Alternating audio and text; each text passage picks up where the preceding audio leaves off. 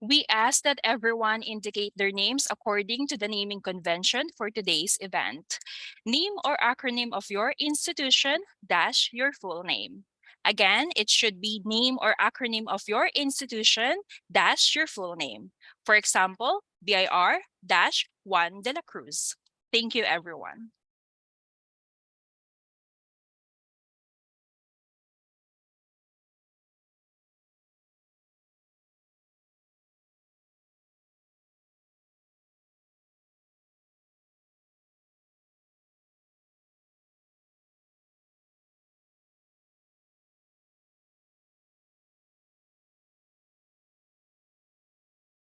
We recently experienced an earthquake here in the metro. For those of you who were also affected, we hope that you are all safe and in good condition. Ladies and gentlemen, we will begin the program with an invocation.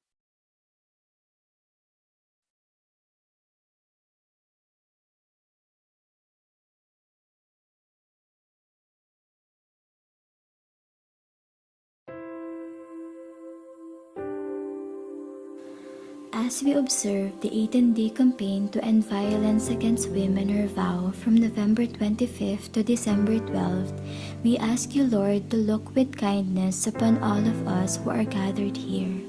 Fill our hearts and minds with love, wisdom, and courage as we face our daily lives.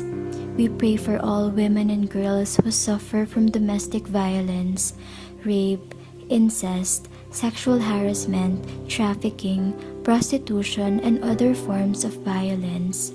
May they have the courage to break their silence, find protection, healing, and justice.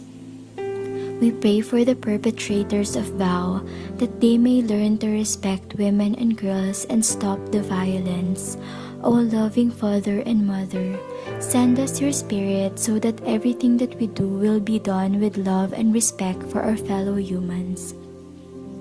Regardless of age, sex, class, ethnicity, and ability, O powerful God, develop in us a high regard for the thoughts, feelings, and experiences of everyone, and bestow on us the capacity to promote, protect, and fulfill the rights of women and girls. Almighty Creator, grant us the strength to stand up against all forms of violence happening to women and girls, the sharpness to recognize a silenced victim of VOW, the courage to speak up against VOW, the resourcefulness to help a victim of VOW, and the resolve to never commit any form of VOW. For all of this, we implore your guidance. Amen.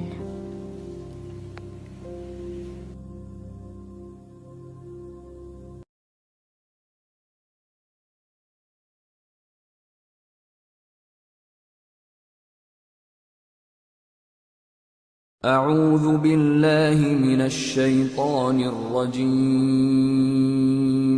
بسم الله الرحمن الرحيم. الحمد لله رب العالمين. الرحمن الرحيم. مالك يوم الدين. إياك نعبد وإياك نستعين. اهدنا الصراط المستقيم. صراط الذين أنعمت عليهم غير المغضوب عليهم ولا الضالين.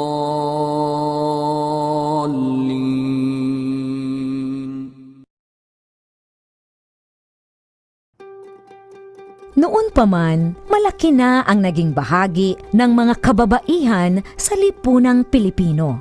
Kaisa sila sa marubdob na paghahangad ng kalayaan ng ating lahi. Kabilang sila sa paglinang ng ating makulay na sining at mayamang kultura. Kasapi sila sa pagtataguyod ng mga adhikain ng kapwa mamamayan at sa pagtugon sa mga pangangailangan ng lipunan.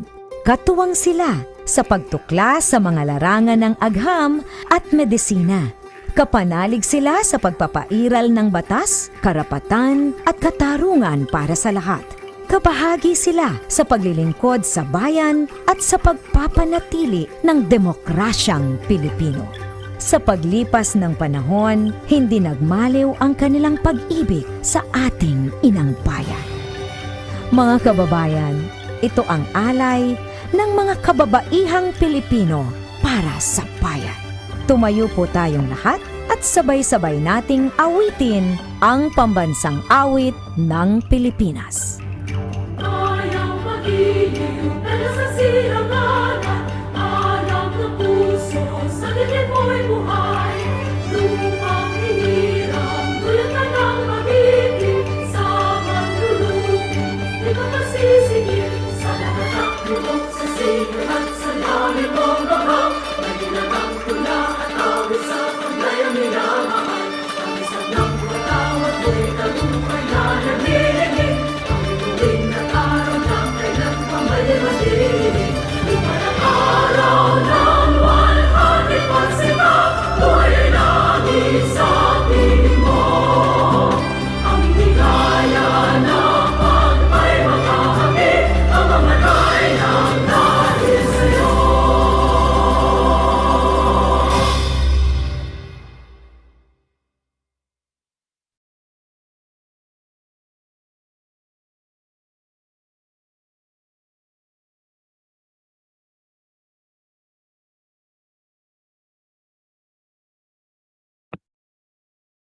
Good afternoon and a warm welcome to all of our guests and participants, both on Zoom and on Facebook.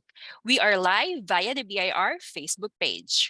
Welcome to our virtual event titled Taxpayers Briefing on Online Registration and Update System, or Orus. The Bureau of Internal Revenue is now implementing its Digital Transformation, or DX Program Roadmap 2020 to 2030, a project that intends to upgrade BIR's IT system and business processes in order to enhance tax administration and taxpayer services. The Orus web-based system was first introduced this year, and today a briefing will be held to promote the features of Orus across the nation. I am Cheska Camille Simeon from the BIR, and I will be your host this afternoon. Before we officially get started, I want to give everyone a couple reminders. This activity is recorded via Zoom by BIR for documentation purposes. Upon admission, microphones are automatically set on mute to avoid noise interruption. And only the speakers for this event will be granted the unmute option by the back-end team.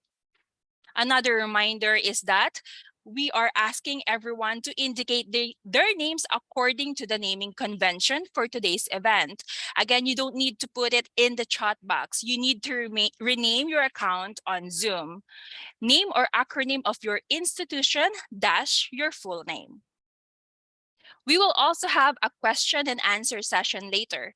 Please put your inquiries in the chat box for the time being. Please allow me to likewise acknowledge the presence of the following gracing this event. Navarro Amper and Company, Deloitte, Philippines. Sisip Gores Velayo and Company. Philippine Institute of Certified Public Accountants, PICPA. Philippine Chamber of Commerce and Industry, PCCI. And of course, the BIR officials. Our very own Commissioner of Internal Revenue, Romeo D. Lumagi Jr. The Deputy Commissioner of the Information Systems Group, Maria Rosario Charo G. Enriquez Muna yung Cariba. video. Tawakan mo lang muna. The Assistant Commissioner of the Client Support Service, Janet R. Cruz. Client Support Service Head Revenue Executive Assistant, Rowena G. Altura. Chief of the Taxpayer Service Programs and Monitoring Division, Elenita S. Mariano. And Chief of the Public Information and Education Division, Maylin L. Hirang. To my fellow revenuers and taxpayers, again, good afternoon. And now, without further ado, to officially welcome us all, once again, I am honored to present our beloved Commissioner of Internal Revenue, Romeo D. Lumagi Jr. Good afternoon to the proponents of this webinar, my BIR family, taxpayers, and the tax practitioners. A pleasant afternoon again. Well, as the country starts to recover from the fiscal challenges of lockdowns and economic downturns, the government will be heavily relying on the revenue efforts of the BIR, which is the biggest contributor to the revenue pie, as we all know.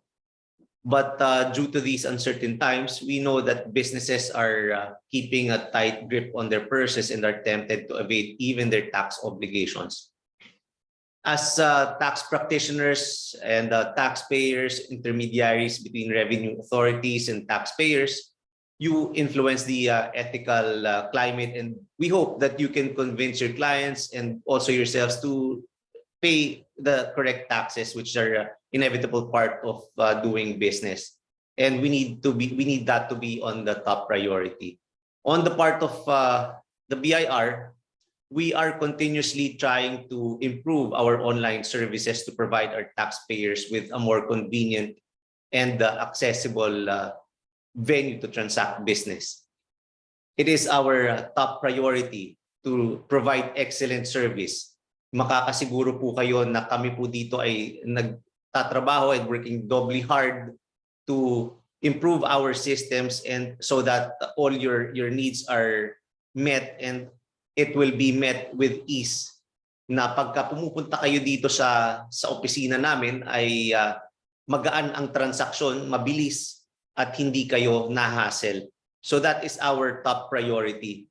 And for today, you will be briefed on one of the key projects on our digitalization efforts, which is the online registration and update system. Again, this is just one of our several projects that are in the pipeline to provide better services to all of you. Dahil ayaw po namin na kayo ay nahihirapan, and that is our mission, and at least for now, that's our top priority. The Orus is a web-based system that will provide an end-to-end process for registration and updating taxpayer registration information. It will also make available online application and processing of secondary registration like issuance of authority to print and registration of books of accounts. The Orus was launched, I believe, in July this year. And like any other electronic system, we cannot guarantee that it will be 100% glitch-free. But I'm sure that the benefits of this project will far outweigh the birth pains that we might experience in its implementation. So, trabahuhan po natin ito at pagpasensyahan nyo na po kung sakasakaling meron tayong may encounter ng mga glitches. Again, we are still in the process of rolling this out completely, and sana po pagtiisan po natin at kami po, we are really working hard to provide this glitch-free. And with that, let's all look forward to an afternoon full of learning, and the BIR, again, has many digitalization projects on its pipeline, and I hope that you will continue to be our partners in our efforts to modernize our current tax administration processes.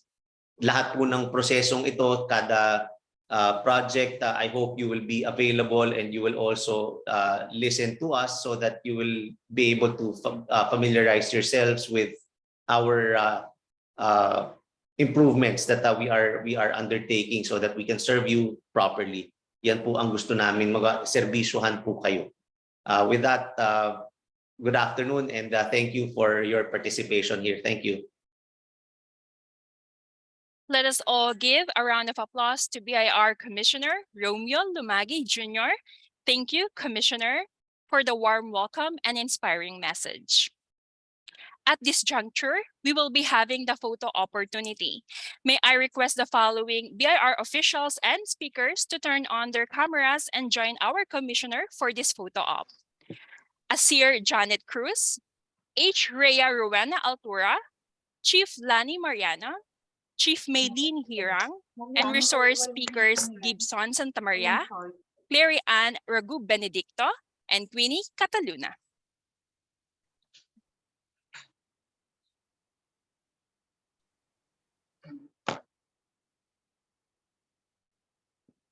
Is Jessica this year Charo is there? All right. And also, please join us, Deputy Commissioner of the ISG, Charo Kuriba.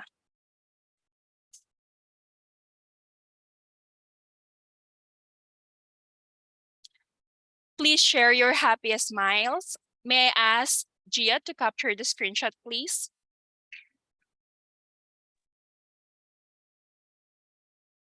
Okay, I will now take the screenshot. 1, 2, 3, smile. Okay, thank you. And now, may I ask all participants and everyone else to turn on their cameras and join our photo opportunity. Gia, please take their screenshot as well. Thank you so much. Okay, so right now we have 11 pages worth of participants. I will now start with page 1.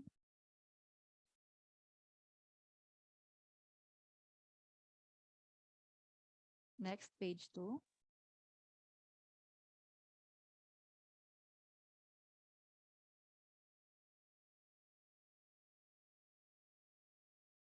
Okay, smile lang po tayo.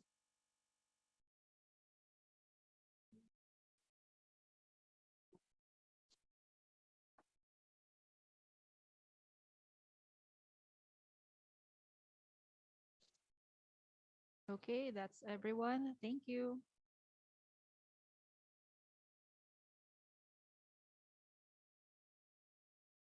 Thank you again, everybody. It is a huge honor for us to be with all of you.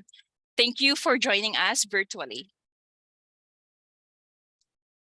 So I will just give you an overview of the program. So we'll be showing you or present the Orus overview, and then the system walkthrough will be discussed by 3 resource persons. Once again, a brief overview of Orus and a walk okay. I am happy to share with you something before we go on to the next segment. At this time, that roughly 512 Zoom participants and 1,000 Facebook viewers are witnessing this program. Okay, thank you, everyone. And at this point, to provide the overview of Orus is yet again the Assistant Commissioner of Client Support Service, Janet R. Cruz. A warm of applause, please. Thank you very much, Cheska, and to our dear Commissioner, Deputy Commissioner, Ma'am Charo, of course, our HREA, and all BIR staff and personnel who are joining us, and most especially to our participants who are with us in Zoom and via our live streaming in FB. Magandang hapon po sa inyong lahat.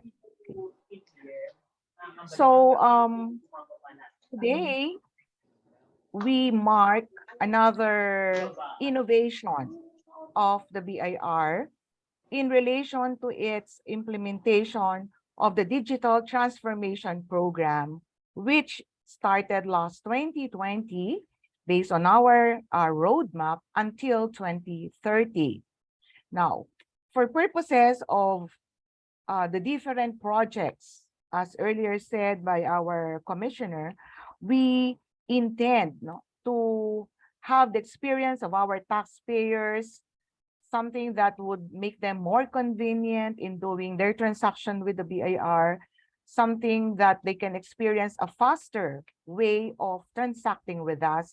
And at the same time, having this kind of experience would now motivate and have our taxpayer to comply better with taxation. So particularly this new project, which we named Orus, or Online Registration and Update System, will now be coming to town. Ayan. So it's not only Santa Claus is coming to town this December, Orus is likewise coming to each one of you this December.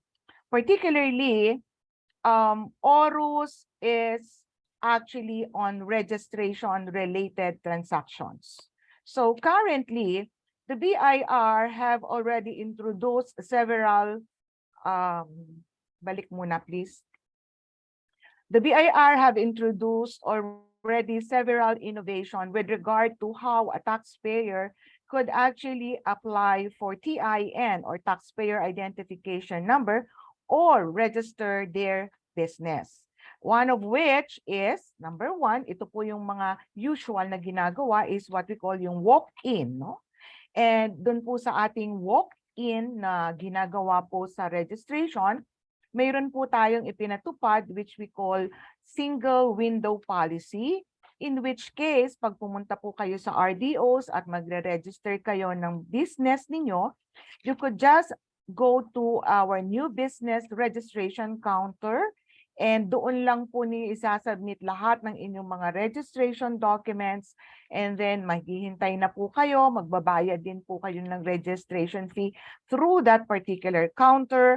There is a dedicated new business registration officer that will entertain you, and after a while, no, hindi po kayo masyadong maiinip, your certificate of registration, authority to print, and all other registration-related documents, including, okay, the payment that you have made will be released to you via this new business registration counter. So yan po yung ating single window policy. Now, when we had the pandemic sometime in 2020, we introduced a hybrid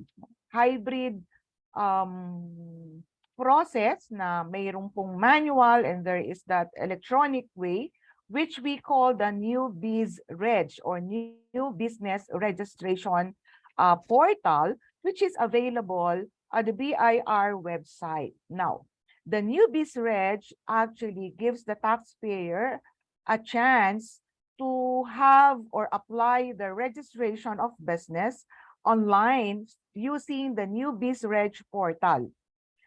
Now, that particular submission of your application for registration would be received by our respective RDOs. This will be the RDO that should have a jurisdiction over the address of your business, and they will be processing your application. Within 3 days, so pinakamatagal na po yan, they will have to send you an email informing you that your application for registration has been approved and that the certificate of registration and other registration-related document is available for you for pick-up in the RDO where you are registered. However, together with the new BizReg, we also have implemented our e-appointment system. The e-appointment system gives you the chance to lodge your appointment with the BIR on when and what time do you intend to go to the RDO and do your transaction, the example of which is, of course, the pick-up of your registration certificate. So that would now give you a convenient way of going to the RDO to pick up your certificate of registration without going through long queues of line natin because we have so other many transaction or many taxpayers in the RDO. So you just go to the RDO doon sa confirmed appointment date and time, and there is a concierge that would attend to you so that you are given priority if you are in the e-appointment system where such appointment has been confirmed by the RDO. So that's the second way by which you can actually do your registration of business. The third way, which is, again, this is now in collaboration with other government agencies. We call this the Philippine Business Hub. Okay, the Philippine Business Hub used to be named Central Business Portal, is a way by which taxpayers who want to engage in business, whether you are corporate or individual single proprietors or professionals, for you to register your business using the facility of the Philippine Business Hub. Now, This is an end-to-end registration from SEC if you are a corporation, or if you are an individual, single proprietor, from DTI. So once your application for business name in DTI or your articles or incorporation and certificate of registration with SEC has been approved, you may proceed to the BIR using the PBH facility. And once you pay your registration fee electronically through the PBH, you can now generate the certificate of registration with the BIR. Okay, so it's online. Even the payment of registration, you have the option whether you want it to be paid manual or through the e-payment facility of the BIR. But the difference is if you will choose to pay manually, then you will have to go to the RDO to continue your payment of your, or rather your registration. But if you choose and proceed to the e-payment of the registration fee through the e-payment facility in the PBH, linked to the PBH, then you may be able to download your certificate of registration from the BIR also. Now, after that, you can go to SSS, PhilHealth, and Pag-ibig. Again, this is through the PBH, so you don't have to go physically to these social agencies to do your employer's registration.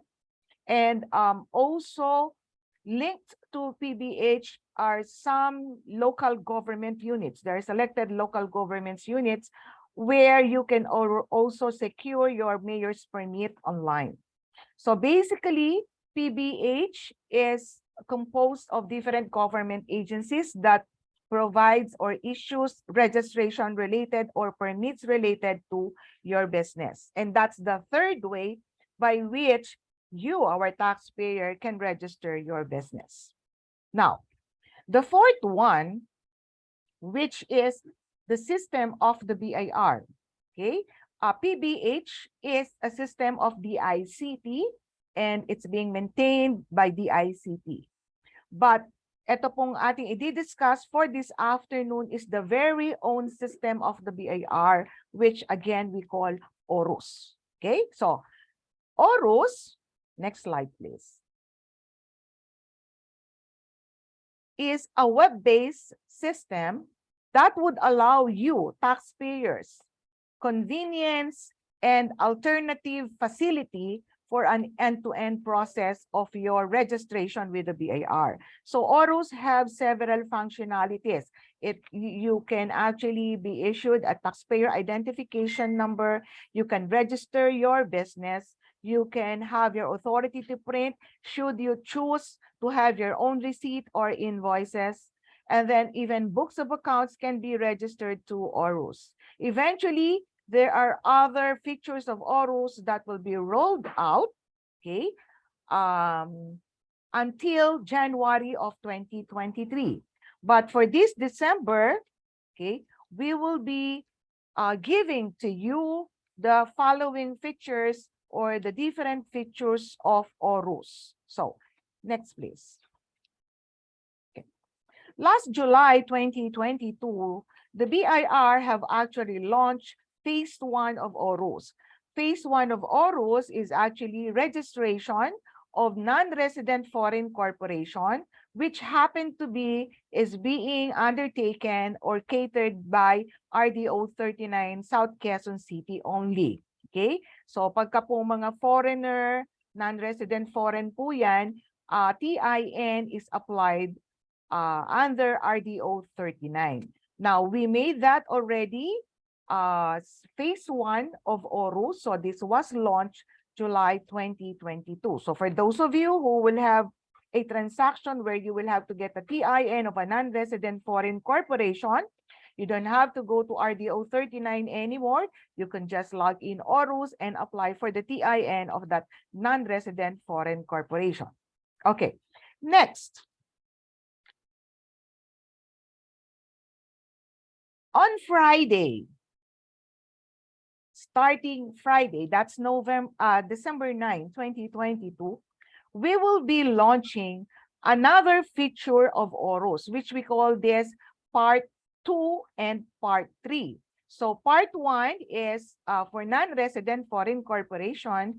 Part 2 and part 3 would be launched December 9, 2022 until January 16, 2023. Okay, so ano po ito? What are the features that will be launched starting natin on Friday? Take note, however, that the covered sites and functionalities would actually be staggered by phase po yung ating magiging implementation. To include, okay, next slide please. Okay, number 1. So kanina, non-resident foreign corporation, phase 1. Phase 2 of Orus will now include issuance of taxpayer identification number for non-resident foreign individuals or foreign individuals. So nauna na po yung sa corporation, this time will now roll out to foreign individuals. And this will be again under the jurisdiction of RDO 39 South Quezon City. Now, while RDO 39 Quezon City, South Quezon City have this under their jurisdiction, you don't have to go to their office. Instead, you just have to access Orus for you to apply for the TIN of a foreign individual. Okay, so that's phase 2. Going to phase 3 or part 3 of Orus, which would include now registration of business and issuance of electronic certificate of registration and authority to print. Okay, so this is the first part of phase 3. Okay, next, application for an authority to print or use of the BIR printed receipts and invoices. Note that if you are a new business registrant, you have the option whether to have your own receipts or invoices be printed, where you will have to apply for an authority to print, or you may use the BIR printed receipts and invoices, which of course you can purchase from the RDO where you are registered. Now that the BIR printed receipts and invoices are being offered to do business registrants, so that once you get registered and you have already your BIR printed receipts and invoices, the following day you could already start your business operation. Versus if you would actually have your ATP and cost the printing of your own receipts and invoices, it may take a week or even more, depending upon your contract with the accredited printers, which would be of your choice. And it is a transaction between you, the taxpayer, and the accredited printer that you have contracted. So if you are a new business registrant, we are offering to you the BIR printed receipt, which you can use so that you can start readily your business operation. So that's still part of Orus part 3. Okay, next, employer account enrollment to facilitate the TIN issuance of employees. Okay, for some of you, you may be familiar with the e-registration system of the BIR, which allows employers to apply for TIN of their employees. However, the e-reg system has been enhanced and we're putting it aside first since Orus have that particular functionality as well. So under Orus Part 3, which of course, ito po yung ating i-roll out, no? An employer may register or enroll in Orus and thereafter apply for TIN of their employees, no? So that it will now be easy for you to get the TIN of your employees with that particular facility. You don't have to go to the RDO. For a while, we requested taxpayer to go to the RDO to apply for the TIN of employees, but now that Orus is here, then you don't have to do that. Of course, that could still be an option, but it will be more convenient and faster if you avail of the Orus services with regard to its functionality on employer securing the TIN of its employees. Okay, so next, another functionality which is ito po yung in ngayong December for those of you who are using manual books of accounts. Normally, you have your set of books of accounts, you bring it to the RDO for registration. Now, with Orus, you don't have to do that. You can register your books of accounts through Orus. In other words, electronic na po yan. We will see how this is done mamaya as we do our walkthrough of Orus. But suffice to say that when you will have your manual books be registered this December, you may now avail of this functionality of Orus on the registration of your books of accounts, which is very convenient since for this particular period of the year, December, this is normally where most of you are registering your books of accounts. Now, however, I mentioned 4 features, no? Registration of business, issuance of the certificate of registration, authority to print, and then your employer account enrollment to facilitate TIN of employees and registration of books of accounts. These 4 functionalities will be available initially, okay, initially to the following revenue regions. So all RDOs, revenue district offices covered by RR6, City of Manila, Revenue Region 7A, Quezon City, Revenue Region 7B, East NCR, Revenue Region 8A, Makati City, Revenue Region 8B, South NCR, Revenue Region 13, Cebu, and Revenue Region number 19, Davao City. All RDOs in these particular regions of the BIR may now avail the different functionalities that I have mentioned earlier. Okay, these functionalities of Orus, Part 2 and Part 3 will be made available to those particular offices that I mentioned on December 9, 2022, and that would be on Friday, this coming Friday, okay? So that's good news already because some of these transactions, you may not need anymore to go to the RDOs. But take note, however, that initially on December 9, the rollout of these functionalities would cover only those RDOs in the 7 regions of the BIR that I have mentioned, which you can see now on your screen. Okay, moving on. Next would be, let's go to the next coverage, no? Covered offices of the BIR on the different functionalities of Orus. Again, registration of business and issuance of electronic OR together with the application and generation of your authority to print should you choose to have your own receipts or invoices. And then employer account enrollment to facilitate the TIN of employees. These facilities will be made available to, next please, all remaining revenue district offices nationwide.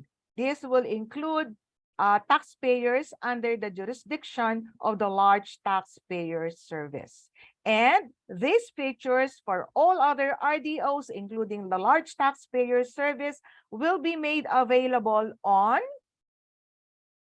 January 16, 2023.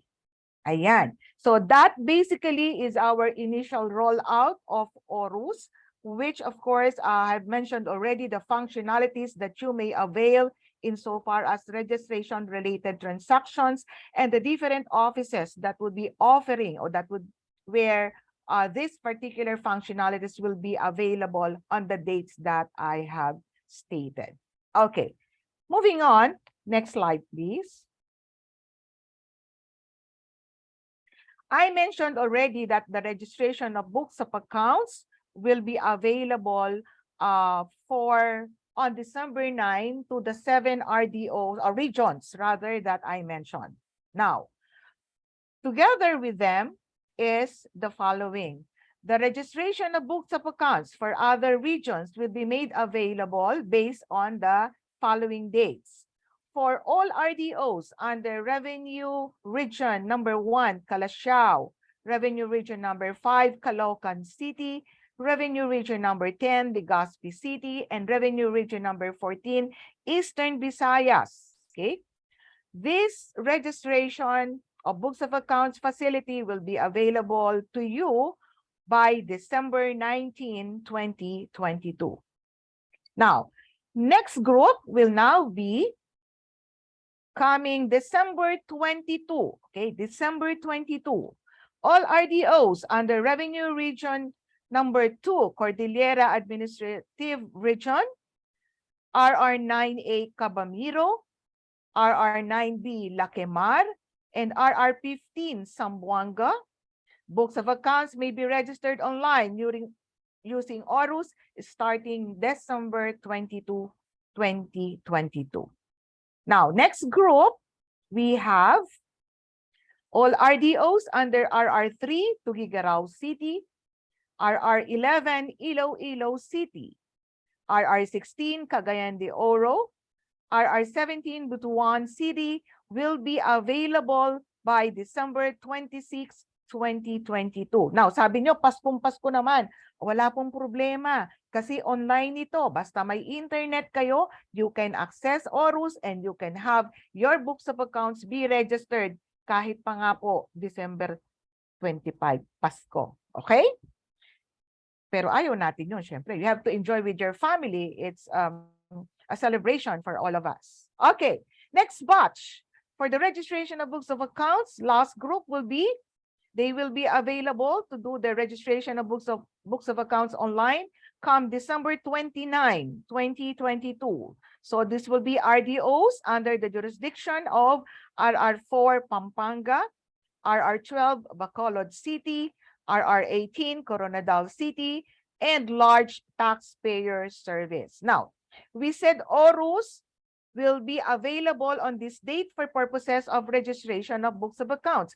However, okay, it doesn't mean that you cannot register your books of accounts physically to the RDO. You are now just given an option by which your books of accounts, manual books of accounts, may be registered to BIR using the Orus facility. So you may still go to the RDO if you want to visit the RDO, bring your books of accounts and have it registered.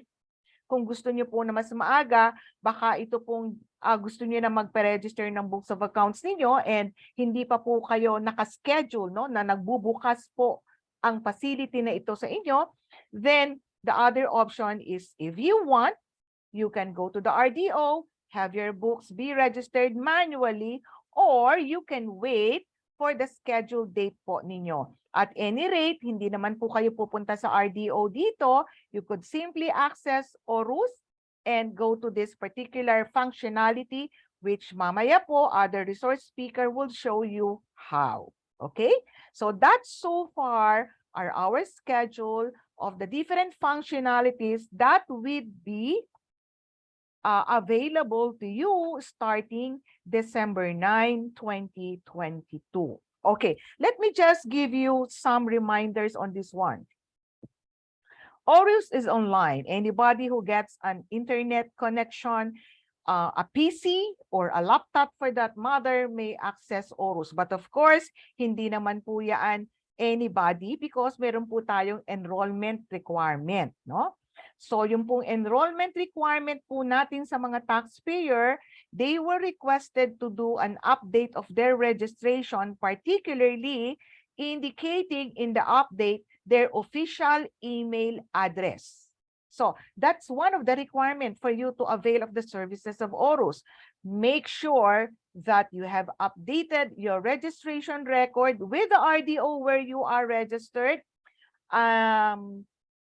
Indicate already your official email address because that is one of the mandatory requirement for you to enroll in Orus. So tingnan lang po, balikan lang po natin, baka hindi pa po kayo nakapag-update ng requirement na yan. There is a BIR form 1905S, no, that is made available in the RDO for you to accomplish and submit so that your registration data will be updated insofar as this email address. Once you are already registered, then you are now ready to access online registration and update system.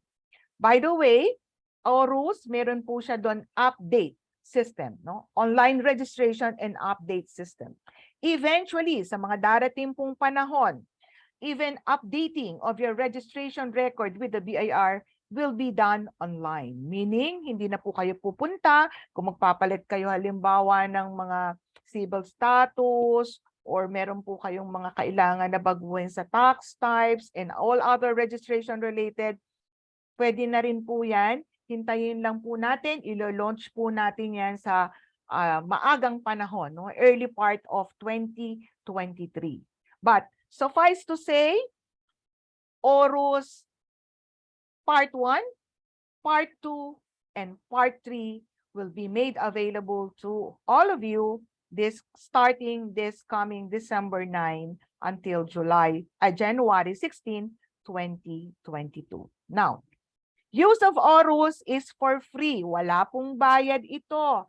Kaya po yung meron pong mga enterprising dyan, nagagawin po ito, no, na magiging parang pwede silang mag-a-assist sa inyo. Hindi po yan authorized ng BIR.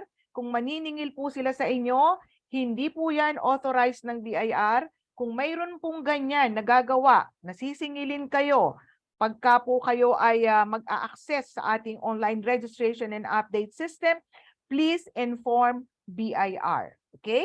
Ano po yung ating mga pwedeng gawin, no? Next slide, please.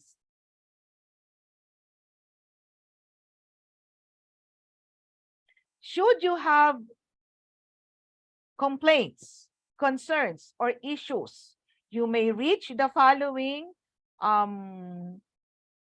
information venue or channel of the BIR through our Customer Assistance Division by either number 1, email using the contact_us@bir.gov.ph. Pwede po kayong mag-send dyan kung ano po ang mga concerns ninyo or kung meron po kayong issues or kung meron kayong gustong sabihin sa amin. Or you may actually call our hotline, which is 8538-3200. So pwede po kayong tumawag dito and we have our agents that would answer or respond to your call or queries. And lastly, you may also lodge whatever concerns, particularly through our chatbot, Revi. No? Meron po tayong chatbot, si Revi, which could be accessed through our website, which is www.bir.gov.ph. You could simply access then and then makita nyo po yung amin po doong chatbot na si Revi. I-click lang po ninyo. Pwede po kayong magtanong doon. Meron po tayong mga frequently asked questions that can be answered by Revi. Pwede rin po kung meron po kayong mga complaints, no? Pwede rin pong i-lodge through Revi. And meron pong mga iba pang mga functionalities like TIN validation, TIN verification, RDO finder. Kunyari, hindi nyo po alam kung saang RDO kayo. And then your complaints can be lodged through our chatbot Revi. So please do visit www.bir.gov.ph for you to see the different features and the new functionalities of our chatbot Revi. Okay, so that would be so far ang overview of our Orus, and I hope that this time you get to be more interested to move on and see how Orus works. So I'll be turning over our screen to our beautiful MC, Miss Jessica, And I would like to thank all of you, yung pong mga participants natin here in Zoom and those who have been watching us live in our FB live streaming. Magandang hapon po. Maraming salamat po sa inyong pagsama sa amin at sa interest ninyong malaman ang bago pong mga projects ng BIR, particularly the online registration and update system.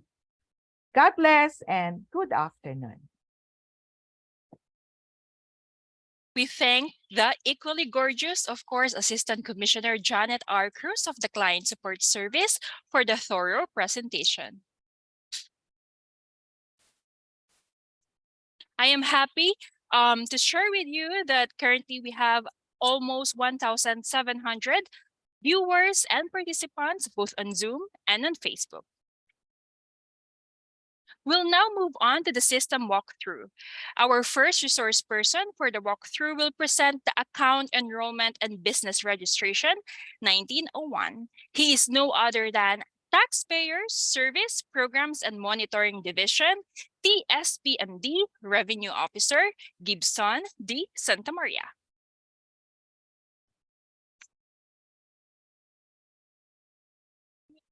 Good afternoon. Thank you po. Thank you, Miss Jessica. So good afternoon, everyone. I hope po na-excite kayo kay Orus. So of course, before we start, ang una nating tanong, paano ba ma-access si Orus? So allow me to share my screen. So this is the face of the BIR website. So doon po sa mga familiar na, kung gusto nyo pong makapunta sa website namin, that's www.bir.gov.ph, and go directly to the e-services po. Nandito na siya sa mga quick links natin. So use eBIR services. So ayan po. Dito po sa bandang right, yung nakikita niya, ito yung binabanggit kanina ni Assistant Commissioner Janet Cruz, yung chatbot namin, si Revi.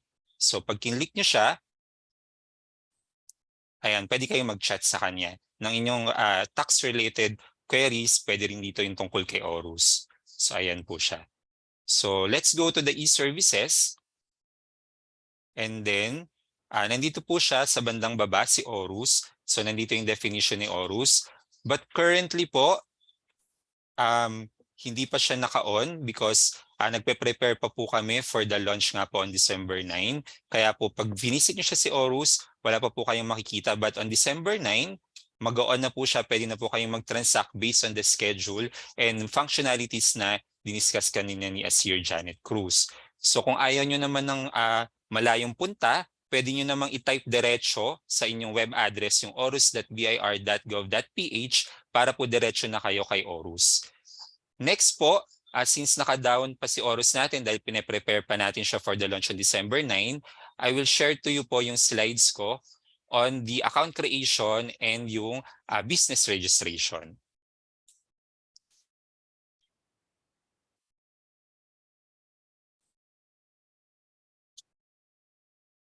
So ayan po. So i-discuss ko this afternoon, unang-una po yung business registration kasi ito yung pinaka core ni Orus. Kasi po, di ba, sa BIR, pag pumupunta tayo sa any offices, minsan mahaba ang pila. So with Orus po, katulad ng binanggit kanina, basta may internet kayo and may gadget, pwede na po kayong mag-register. And like any other system, of course, the first thing we need to do is to create an account. So from the Orus homepage, ito po yung itsura kanina ng ating Orus homepage. Select nyo lang po new registration. So kung kayo po ay representative ng isang corporation na magre-register pa lang kay Orus or kay BIR, i-click nyo as non-individual. But for this purpose po, ang i-click natin ay is individual kasi po magre-register tayo ng business kung ipapangalan nyo po sa sarili nyo, individual po ang pipiliin natin.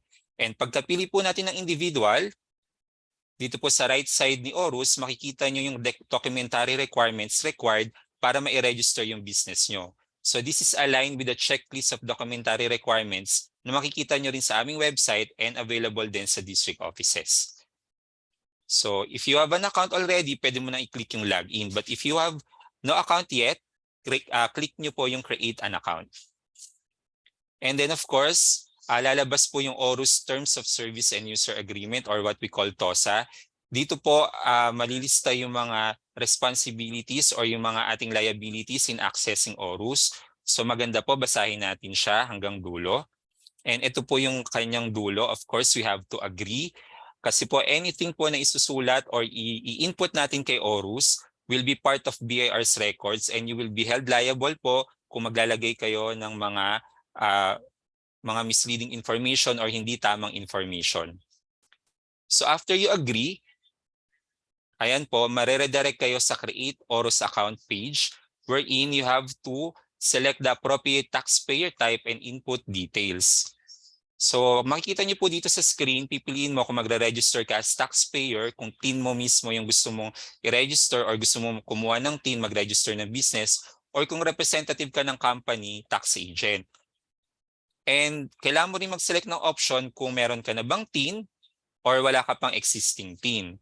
So yan po yung pipiliin natin initially sa pag-create ng account. Then next, you have to put your taxpayer type. Ito na, since individual tayo, currently on December 9, what will be available is foreign individual, professional, single proprietorship, or professional and single proprietorship. So ano ba ang kaibahan nila? So kung ikaw po ay magpa-practice ng iyong profession, for example, magtatayo ka ng law firm, you have to register as business professional. Kung ikaw naman po ay mag-open ng business, let's say mag-open ka ng isang store, magtitinda ka ng, kunyari mag-open ka ng bakery or ng drugstore, you have to register that as yourself as a single proprietor. Or kung both, magpa-practice ka ng profession at the same time mag-open ka ng iyong business, pwede kang mag-register both as professional and single proprietorship. And then once makapili ka na ng taxpayer type, ayan po, mag-enable na po yung ibang fields sa baba. So you have to input your basic details like the first name, middle name, last name, suffix. Don't worry po, for those taxpayers na walang middle name, you just have to check this box, yung I have no middle name checkbox, and hindi na po kayo ire-require mag-input ng middle name. Of course, you have to input your date of birth, civil status, gender, and email address. Ayan po, napaka-importante nitong email address kasi whatever po na ilagay natin ditong email address, kung wala pa po tayong TIN, yun na po yung magiging permanent record kay BIR and doon po ipapadala lahat ng communication namin sa inyo, whether galing ba to kay Orus or kay BIR. So ito na yung magiging reference namin. Ngayon naman po, for those taxpayers na meron ng existing TIN, at nag-create na lang ng account kay Orus, ang pinili nyo kanina, I have an existing TIN. Yung email address na ilalagay nyo po dito should be the email address that you register kay BIR nung nag-register po kayo. That's why nung sometime around July po, naglabas kami ng RMC wherein pinapa-update po namin kayo through S1905 para po ma-update yung email address nyo kasi kung meron na po kayong email address doon at ibang email address ang nilalagay nyo dito, magkakaroon po kayo ng problema sa future sa account nyo. Hindi po kayo makakatuloy sa inyong registration. And after inputting the email address, pag binaba pa po natin siya, ilalagay nyo po yung preferred password nyo kay Orus. And of course, kailangan natin siya i-confirm para ma-double check na tama yung password na ine-enter nyo, matandaan nyo siya. And then you click the I'm not a robot or yung parang CAPTCHA. Just to check na hindi tayo robot, it's a mandatory or it's a standard security feature for all systems. And then you click the register button. So ngayon po, pag kinlik nyo yung register button, i-validate po ni Orus kung yung email address na in-input nyo ay na-register na before kay Orus. Meaning, hindi po tayo pwedeng gumamit ng isang email address for different Orus account. Isang email address lang po, isang beses lang pwedeng gamitin ang email address kay Orus. Pag nagamit na po siya, mag-error siya pag kinlik nyo yung register. So kung wala naman pong problema, pag click nyo ng register, manonotify kayo na makaka-receive kayo ng email para ituloy yung registration nyo. So ito po yung sample ng email. So ayan po from Orus no reply. So verifying your account. So dito po sa baba, papansinin nyo po, merong link. So i-click nyo lang yung link na yan. Pagka-click nyo po, mareredirect kayo kay Orus again, Orus site. And then i-congratulate po tayo for successfully creating an account. So please log in to continue.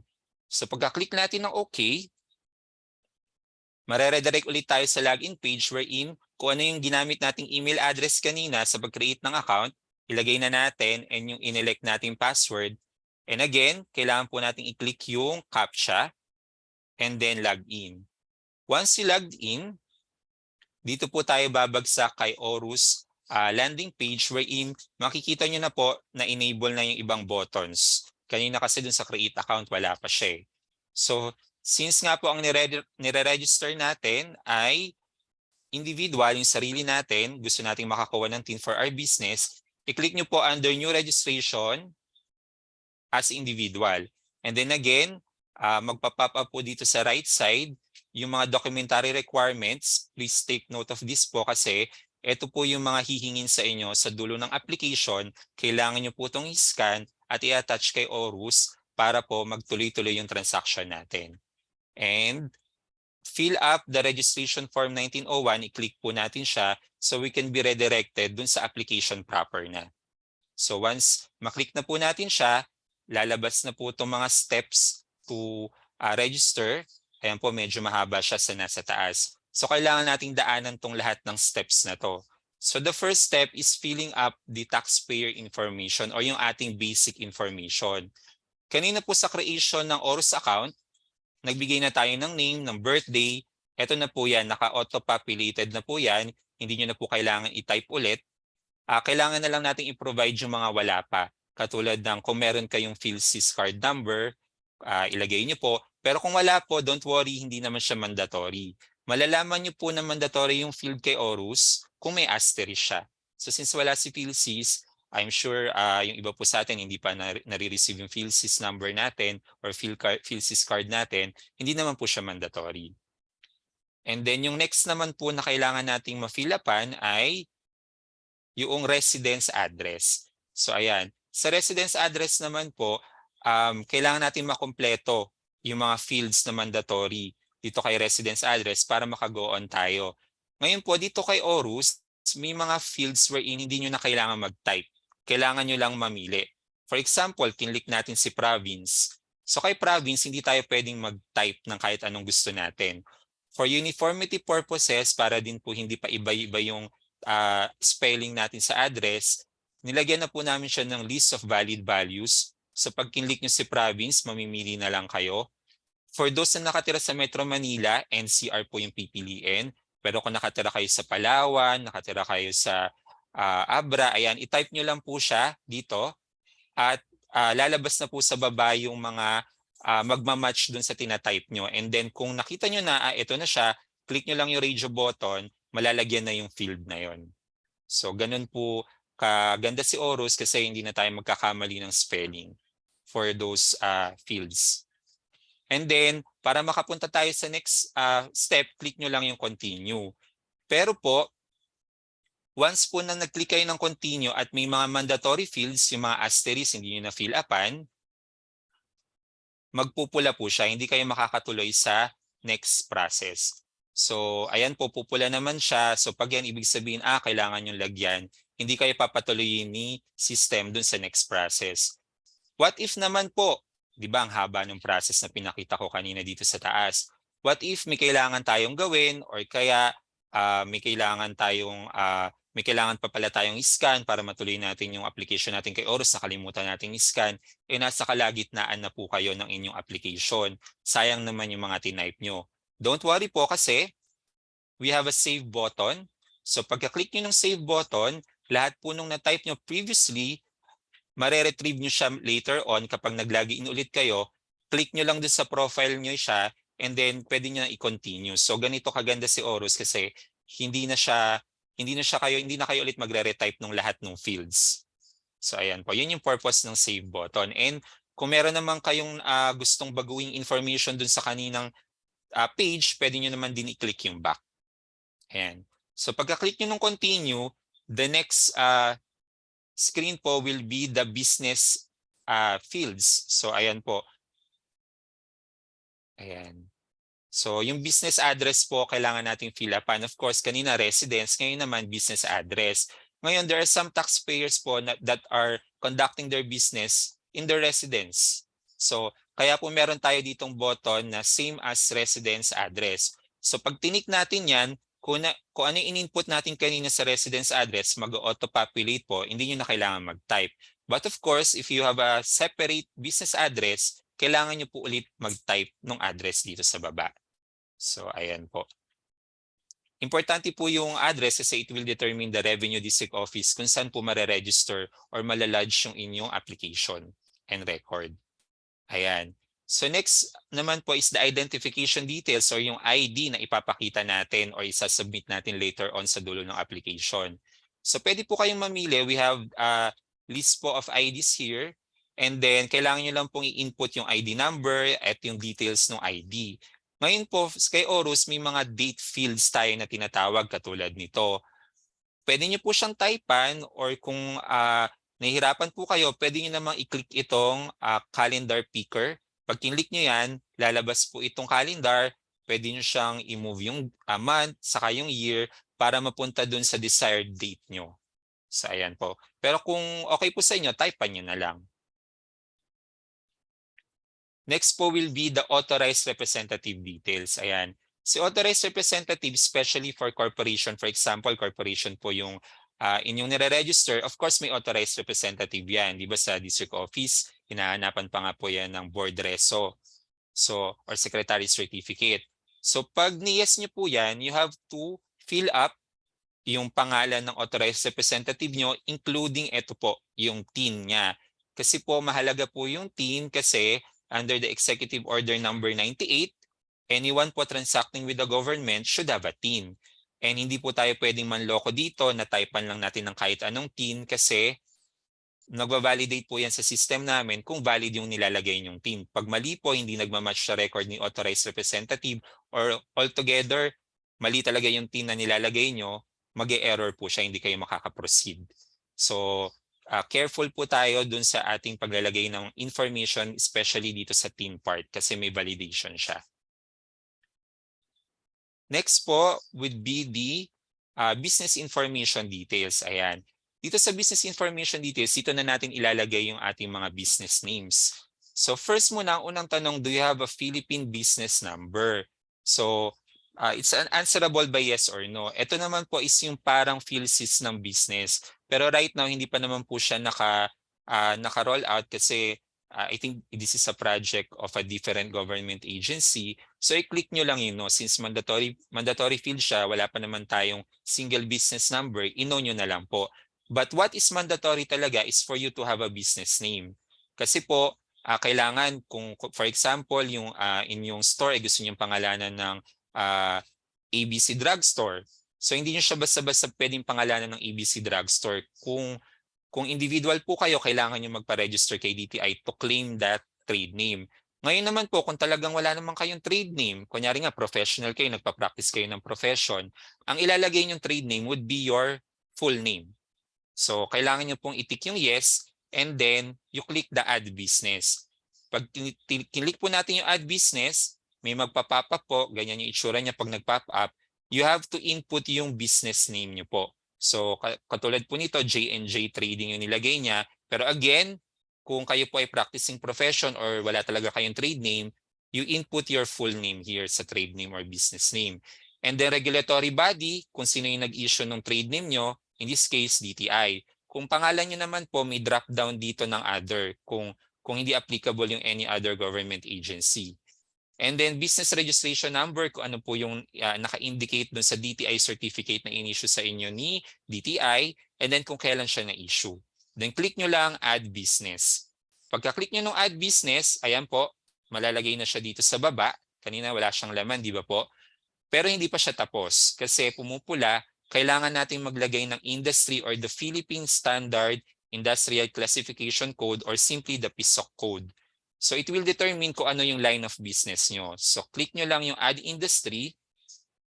Yan po, lalabas po siya. Kailangan nyo po mamili ng industry group. Again, may nakalagay naman na click to search industry group. So katulad kanina dun sa province, pwede naman kayo mag-type lang ng keyword, lalabas yung lahat ng magmamatch. And then pag nakapili na kayo, ilalagay niya yung PISIC code dito sa baba automatic. But you have to input the line of business. So line of business is a free text. Ano ba yung ilalagay natin dito? Dito po minsan nalilito yung mga taxpayer. So, kunyari po, katulad itong industry group, retail trade not in stores, stalls, or markets. So for example, ganun yung nagre-retail trade ka pero hindi naman sa stores, stalls, or markets, sa bahay ka or online ka. So, yan po yung ilalagay mong industry group kasi yan yung nakita mong pinakamalapit pero hindi siya specific, di ba po? So, paano namin malalaman kay BIR kung ano talaga yung binebenta mo, nire-retail trade mo? Pwede mong ilagay dito sa line of business, sale of beauty products for example. Pero po kung yung pisik nyo is very specific na, pwede pong i-copy nyo na lang siya, yun na lang po yung isulat nyo dito sa line of business. Ayan po. Then click nyo yung add industry and then pagka-click nyo siya, pwede na kayong mag-next page or continue. Doon naman tayo sa PISOC or the Philippine Standard Occupational Code. Ngayon po, hindi naman to applicable sa lahat ng taxpayer. Only for those na nag-select na sila ay professional, hihinga naman sila ng PISOC para malaman kung saang industry naman yung pinapractice nilang profession. So click nyo lang yung add occupation. Again, may magpa-pop up. And then pili lang po kayo ng PISOC again dito sa ating selection. And then line of business, ilagay nyo po kung ano yung specific nyong ginagawa. So ikaw, kunyari, nagbebenta ka ng real estate, agent ka. So ilagay nyo real estate agent, then click add occupation. Next naman po, kailangan naman nating mag-provide ng incentive information. Tatanungin naman kayo kung meron kayong incentive. Ano ba itong mga incentive na to? Kayo ba ay magki-claim or na magre-register as barangay micro business enterprise? Kayo bang business nyo ba ay nasa PEZA?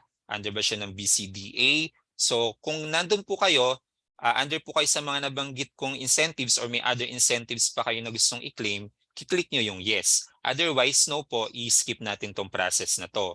Pero pag nag-yes po kayo, you have to provide the incentive details, kung ano nga po yung inyong kiniklaim, DMBE ba, PESA, kung ano yung legal basis. Don't worry, itong investment promotion agency and legal basis, pipili na lang po kayo sa drop-down. Na-determine na po namin yung mga lahat po ng investment promotion agency na pwedeng i-claim ni TP. Pero yung incentive granted, pipili na lang din po kayo. Pero all other details like the number of years, kailan nag-grant sa inyo, kailan mag-start, you have to input that. Kayo po yung magpo-provide based sa ibinigay sa inyo nung agency or nung organization na nag-grant ng incentives. Ayan. Next po will be the tax types. Answering the tax type questionnaire. Ito po yung medyo tricky kasi anything po na ilalagay nyo dito will be reflected on your COR or the Certificate of Registration. Dito po madedetermine yung mga tax types nyo base sa mga sagot nyo. So for the accounting agents natin na nandito, baka familiar na po sila since nabanggit kanina ni Assistant Commissioner Janet Cruz, may newbies reg tayo in Philippine Business Hub. Sa newbies reg and Philippine Business Hub, sumasagot din po sila doon ng ganito, same tax type questionnaire. So for example, yung unang question, do you own a place of business? Pwede kang sumagot ng yes or no. Pag nag-no ka, wala kang masasubject sa withholding tax expanded. Pero pag nag-yes ka, magkakaroon ka ng withholding tax expanded. Yung next questions naman po, do you intend to hire services of professional? Do you intend to hire employees? Ayan po, pag nag-yes po kayo dyan, magkakaroon kayo ng withholding tax compensation. At yung withholding tax compensation, prerequisite yon para maka-enroll kayo ng as employer and maka-issue ng TIN sa employees nyo. Later on po, i-discuss yun ng ating susunod na speaker. But for the next question, do you intend to provide your supervisors and managers fringe benefit? Kasi dito naman, pag nag-yes kayo, magkakaroon kayo ng withholding tax fringe benefit. And yung other pong questions will determine kung magkakaroon ba kayo ng withholding tax final and other taxes po. Yung mga susunod naman pong questions, ayan, do you plan to engage in VAT-exempt transactions? So kung under ng Section 109 po ng Tax Code, ay kayo po ay VAT-exempt, piliin nyo lang siya dito. Pero kung hindi, ang piliin nyo po ay sale or lease of goods or properties or the performance of services other than the transactions mentioned in the preceding paragraph. So yan po yung pipiliin nyo para tanungin kayo kung aabot ba yung gross sales nyo for the next 12 months ng 0 to 3 million or above 3 million. Kasi po pag nag-above 3 million kayo na selection, mare-register po kayo ng VAT as VAT. And then kung 0 to 3 million naman, bibigyan kayo ng option whether you want to be elected as VAT, yun yung kasunod na question. Kung below 3 million ka, gusto mo bang ma-elect ng VAT? Yes or no? Pag nag-yes ka, magiging VAT ka kahit below 3M yung sales mo. Or kung magno-no ka, masasubject ka sa percentage tax pero tatanungin ka nung susunod na question, are you availing of the 8% income tax? So kung mag-a-avail ka ng 8% income tax, ma-waive yung percentage tax mo for the year. So ganito po ka detalyado si Orus and ganito siya katalino para malaman yung inyong tax types based dun sa sagot nyo dito sa mga questions natin. Once done po, masagutan nyo lahat ng questions, click nyo lang po yung next and then doon naman tayo pupunta sa screen ng Authority to Print or BPR BPI. So nabanggit kanina ni Ma'am Janet, option ng new business registrants na gumamit ng BIR printed receipts kung ayaw niya munang magpa-print ng sarili niyang resibo. So kung ito po yung sinelect nyo, kailangan nyo pumunta kay BIR para bumili ng resibo.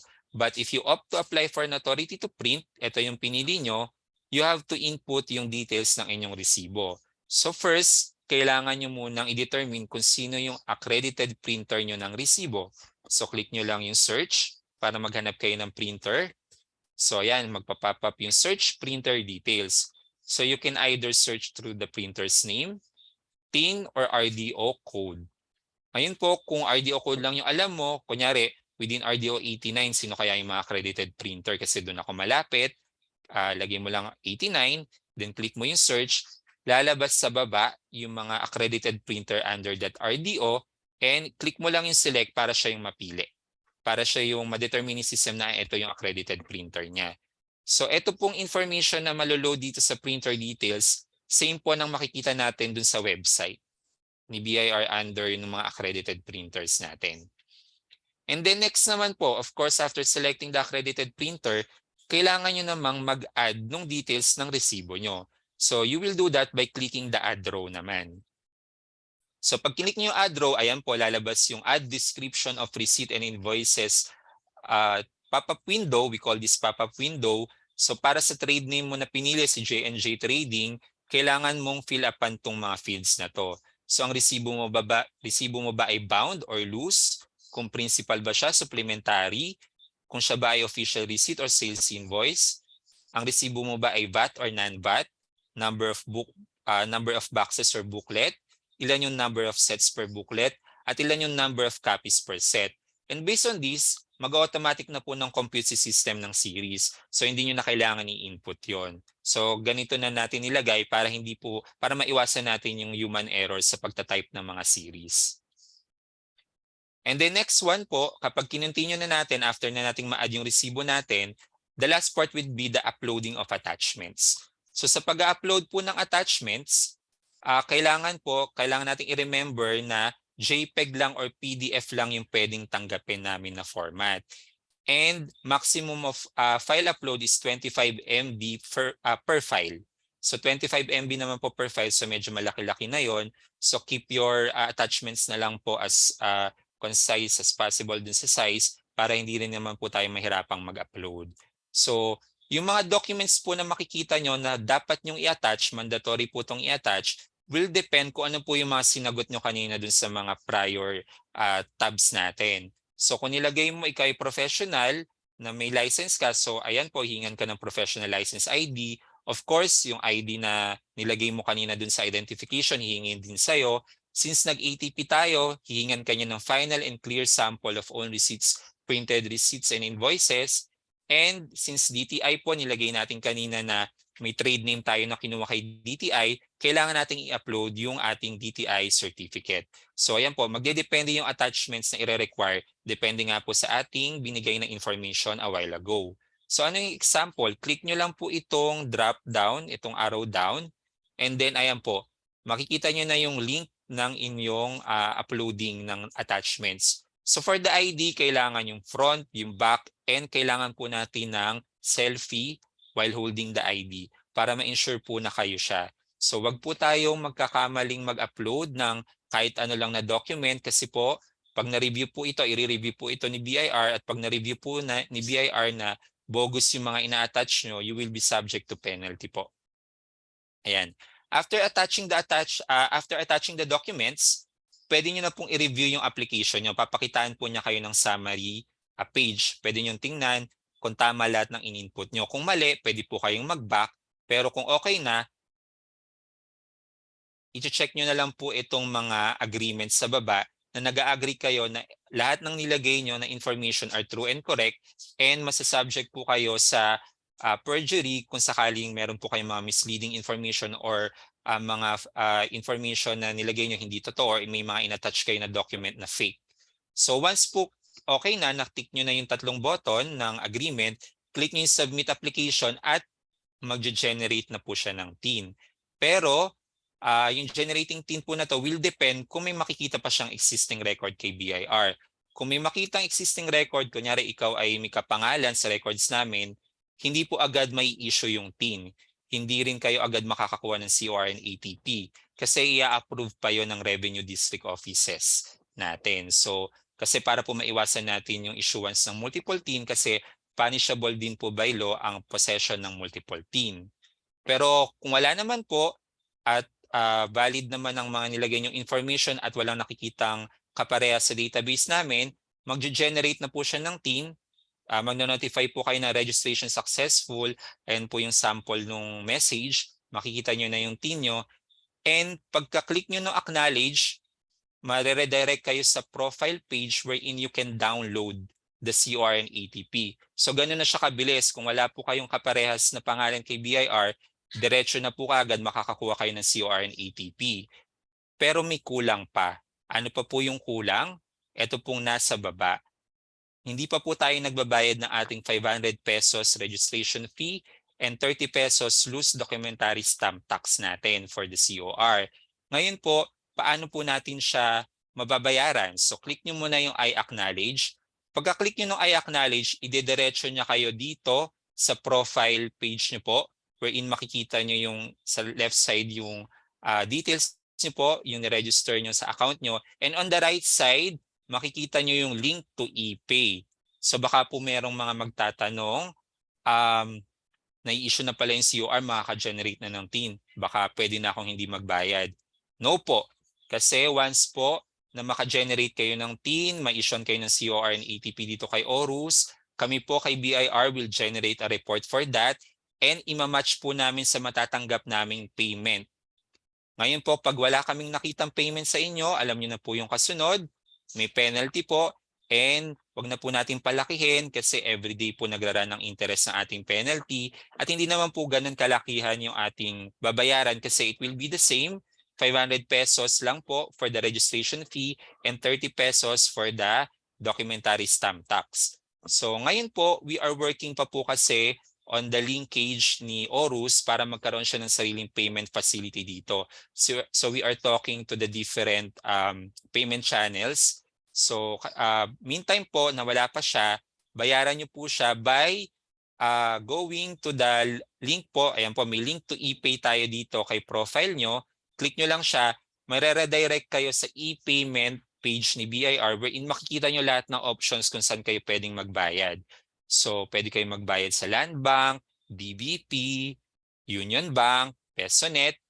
Of course, we have GCash, Paymaya, and MyEG. So kung meron naman kayong app niyan sa cellphone nyo, pwede nyo naman din dong ibayad since may TIN na po tayo. Yun na po yung gagamitin nating pangbayad. So yun po, again, reminder, bayaran po natin yung 500 pesos registration fee and 30 pesos documentary stamp tax para po hindi tayo mapenaltihan at magkaroon ng other violations pa that will affect our records kay BIR. Ngayon po, nabanggit ko kanina, may COR, may ATP, saan ko ba yun makikita? So dito natin siya makikita pa rin sa profile page. Pag binaba nyo lang po siya ng konti, nandito po siya under ng certificates and permits, makikita nyo yung link to download COR and ATP. So ayan po. So pag nilik yung COR saka ATP, magda-download siya as PDF, pwede nyo siyang i-print sa white paper. Hindi nyo na kailangan bumili ng blue paper, yung katulad ng COR na meron kami, or pumunta sa BIR, manghingi ng papel, hindi na po. Pwede nyo na siyang i-print sa normal na paper, kahit po yung A4 lang po na malinis na papel, i-print nyo po. Pwede nyo siyang i-display kasi may security feature naman siya. So ano ba yung itsura ng COR na yon para po magkaroon tayo ng idea? I will stop share lang po and I will share po kung ano yung itsura ng ating COR. This is just a sample COR po . Once po na ma-roll out tayo, makikita nyo na rin po yung itsura nito sa computer niya. Ayan po. So ito po yung itsura ng COR ng Orus. Ayan po. Ayan, naglo-load lang siya. So ayan. So ito po yung itsura ng COR. Wala po siyang pinagkaiba sa COR na nai-issue kay District Office. Same layout po.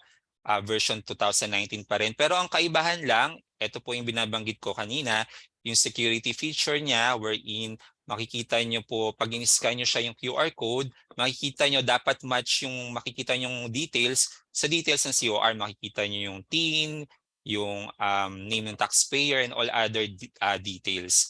So ayan po. Ito po yung itsura ng COR. Nandito po yung basic details sa taas. And then ito po yung sa baba yung table, nandito po yung tax types na subject kayo, ano yung form type na ifa-file nyo, kailan yung start ifa-file, filing frequency, saka yung due date. So sa mga nagtatanong po, especially to the new registrants, useful po itong si COR para po malaman natin yung kung kailan tayo magpa-file kasi yun yung usual nating tanong . Kailan ba ako magpa-file? Ano ba yung form na ifa-file ko? Kailan ba ang deadline yan? So tingnan nyo lang po yung COR niya, makikita nyo na siya. And then dito sa bandang gitna, we have the trade names. So kung marami kayong nilistang trade names, sunod-sunod niya malilista. And then yung line of business, kung kailan nyo ni-register, kung ano yung PISIC. So nandito siya sa bandang gitna. And next naman po, dito nyo naman yung makikita yung mga reminders natin. So may reminders dyan for the registration fee, kung kailan siya dapat bayaran, kung ano yung mga dapat mag-file kayo ng mga returns na nasa taas. Ayan po. And all other reminders po, hindi ko na siya isa-isahin. And then for the last part, hindi na po siya kailangan ng signature. This is a systems-generated document. Signature is not required na po. So kaya sinabi ko kanina, hindi nyo na kailangan pumunta sa district office. Ito na po mismo yung ipiprint nyo at ipopost nyo sa business establishment nyo. So ayan po. So I hope po na-excite kayo kay Orus kasi basta may internet lang, may gadget, at merong printer para nga po dito i-print yung COR and ATP natin, pwedeng-pwede na tayong mag-register kay Orus. Ayan po, thank you and I will now turn you over po again to Ms. Cheska for the next speaker. Thank you po. Thank you, Officer Santa Maria. We appreciate how well you guided us through that system. Again, we'd like to remind everyone that before the event ends, we'll have an open forum or Q&A. Please park your queries in the meantime, or you can type them in the chat box or post comments via Zoom or Facebook Live, respectively. Our next presenter is also from TSPMD. To walk us through the Employer Services Link system, let's give it up for Revenue Officer Queenie Lynn S. Cataluna.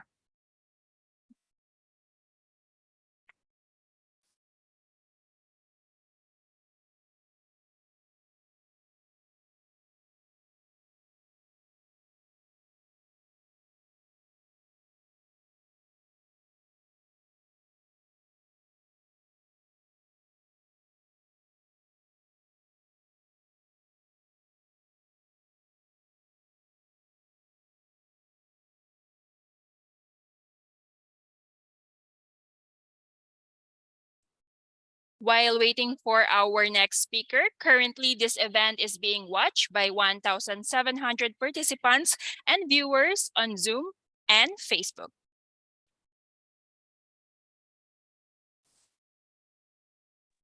So good afternoon po. Let me share my screen for this afternoon for a while.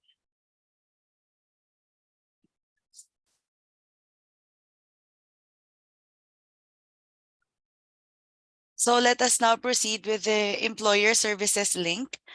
Yung employer services link po would be available for those tulad po na nabanggit ni Sir Gibson earlier, doon po sa tax type questionnaires natin na kapag tinik ninyo yung sa tax type na magkakaroon kayo ng mag-hire po kayo ng employees automatically na doon sa ma-generate po ng COR and tax type na ma-assign sa inyo, magkakaroon po kayo ng withholding tax on compensation na tax type.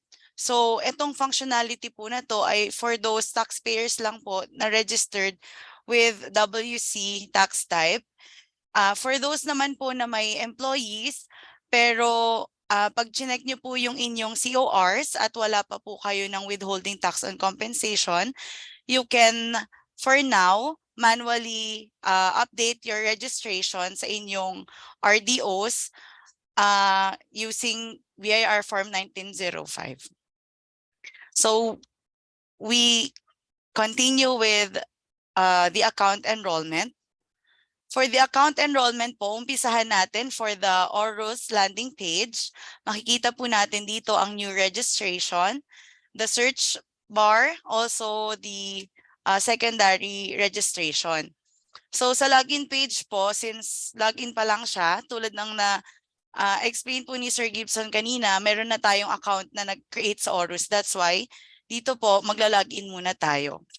Once we log in, mapupunta po tayo sa input ng account information details.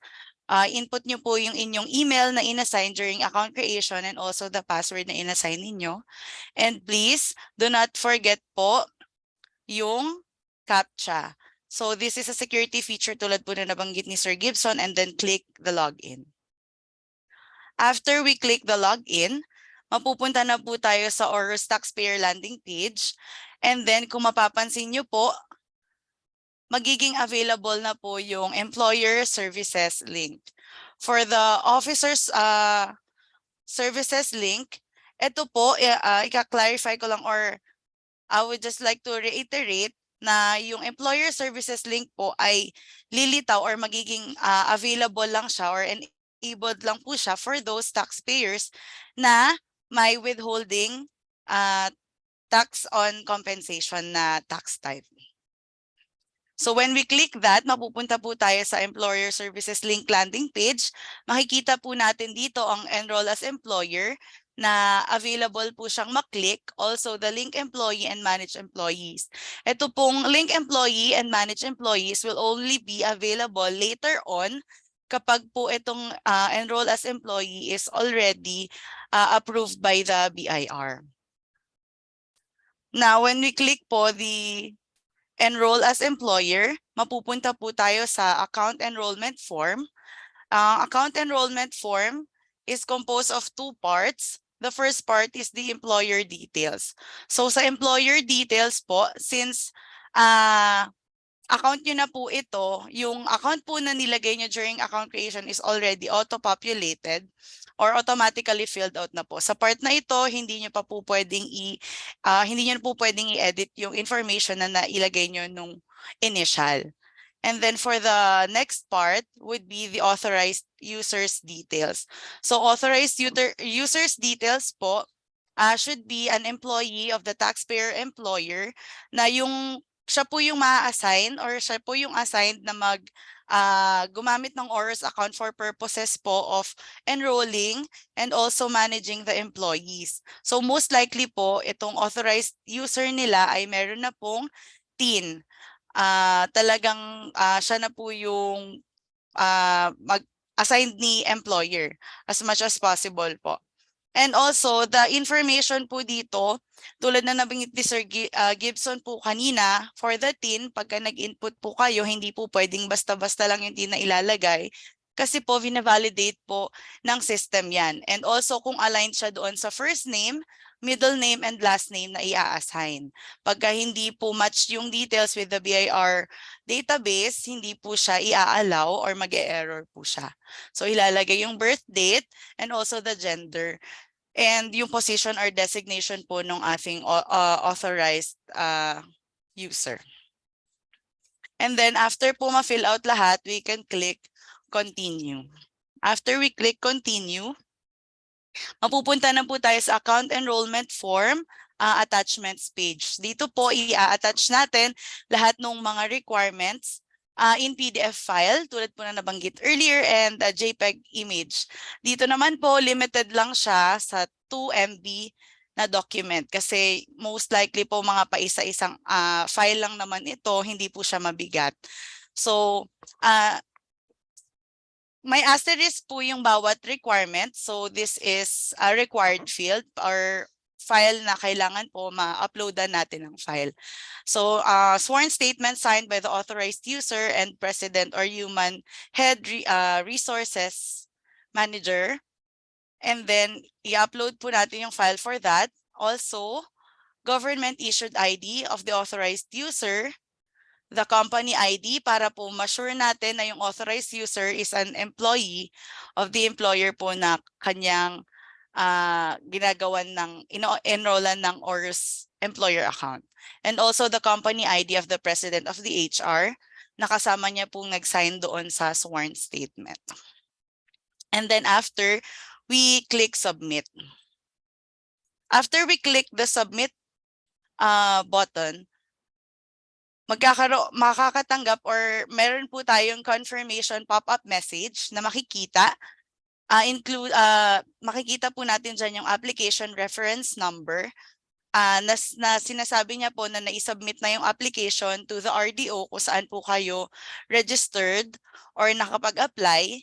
And then you will be notified of the results within 3 working days from the date of submission.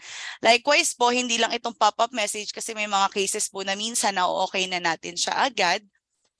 May mga cases po na ganun, kaya naman hindi lang po sa Orus page makikita ito, may matatanggap din po tayo na email sa ating email address na inassign. So your application is submitted. Your employer account has been submitted for review and evaluation of the BIR. And then we'll be notified for the results within 3 working days from the date of submission. And you can revert or follow up your application po sa inyong BIR RDO within after 3 working days kung hindi pa po kayo mabigyan ng feedback after this. Ngayon po, once sa process na to, syempre waiting game, RDOs will double check lahat po nung requirements or yung files na sinubmit ninyo, and then after due validation and review, sa part po ni BIR, sila po ay titik or iti-check po nila kung approved yung application ng taxpayer employer. Once na okay naman po lahat ng requirements and tama naman po yung mga nasubmit at tinik na po ni RDO na approve siya, meron din po kayong matatanggap na email for the approved application. So your application is accepted. You can now log in using your Orus account and access the employer services link located at the Orus landing page. So from there, syempre, yung iba po sa atin excited na dahil nga maraming feature si Orus. So we'll check na po kung talaga bang approved yung application natin or ano na yung mga pwede natin gawin after employer account enrollment. So we'll log into our page and then pwede po nating tignan sa profile. And then makikita po natin yung submission ng ating requirements and then makikita na natin yung status natin is approved na. And then from that, since approved na po yung application natin, pwede na po tayong maka-access doon sa link and manage employees na nakita natin earlier. So after we log in, we click Employer Services link. And then yung nakita po natin kanina na link employee and manage employees naka-disable, sila naman po yung naka-enable right now. And then for enroll as employer, naka-disable na siya kasi that will be only a one-time application. So ngayon po, pagka mag-link sa link employee and manage employees is available na siya. Further details for this is available later on. So yung sa link employee naman po, as an overview for everyone, for the link employees, ito po ay pwedeng mag-link si employer ng kanilang employee. Only those employees po na earning purely compensation income, regardless po kung yung inyong employee is with existing tin or kung wala pa po silang tin, like new employee talaga or first job po nila sa inyong company. And then for managed employees naman po, dito po sa functionality na ito, after linking all the employees, meron pong access si employer to activate the account of the employee, and also pwedeng i-dismiss or kumbaga yung linkage po na sinasabi ni employer na employee niya talaga yung certain taxpayer. And then pwede niya rin pong i-cancel yung linkage nila kung aalis na po yung kanilang employee or lilipat na, hindi na po connected sa kanila. So may ability na po si employer na itag siya as employee niya ang certain taxpayer po. So for that, sa rollout po natin sa December 9, 2022, magiging available naman po ang ating user guide or job aid for download for other functions of the Orus. So thank you for that.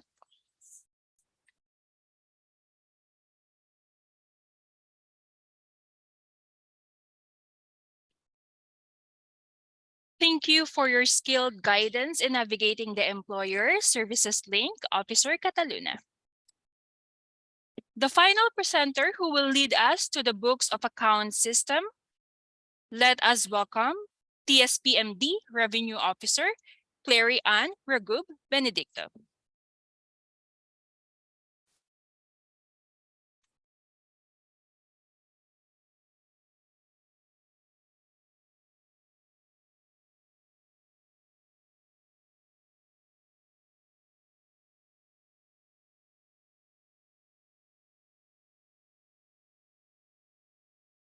Hello. Yes, is that you, Claire? Yes, hello. Good afternoon, Miss Cheska. Good afternoon. So I will just, naka-screen share na po ba ako or not yet?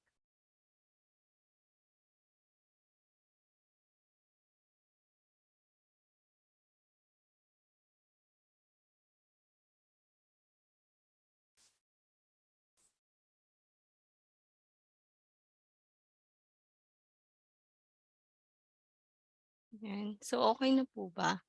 Kita na po? Yes, Claire, we can see it now.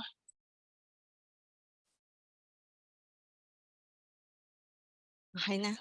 Hello. So good afternoon, everyone.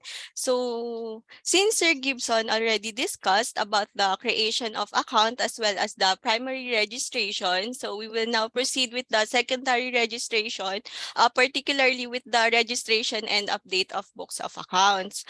So please take note that this functionality is only available to taxpayers with existing TIN and to taxpayers with registered businesses. So kung wala pa po kayong existing TIN and hindi pa po kayo nakapag-primary register sa BIR, hindi pa po mag-e-enable itong portion ng secondary registration sa inyo. So, once the taxpayer logged in to the account, the secondary registration will be enabled, and we will just simply click that and choose books of accounts from the drop-down menu. So when we click on the books of accounts, so just a simple definition or introduction to the books of accounts that all corporation, companies, partnerships, or persons required by law to pay internal revenue taxes shall keep a journal and a ledger or their equivalent such as subsidiary ledgers, simplified books of accounts. So we will just simply click the register books of accounts. So upon clicking the register books of accounts, we will now be redirected to the taxpayer information page. So as you can see, the taxpayer information portion is already populated. So ito po ay galing dun sa unang in-input natin dun sa primary registration. So since nandito tayo sa secondary registration, we will focus dito sa portion na to on which office po tayo magre-register ng books of accounts, whether sa head office po ba or para sa branch.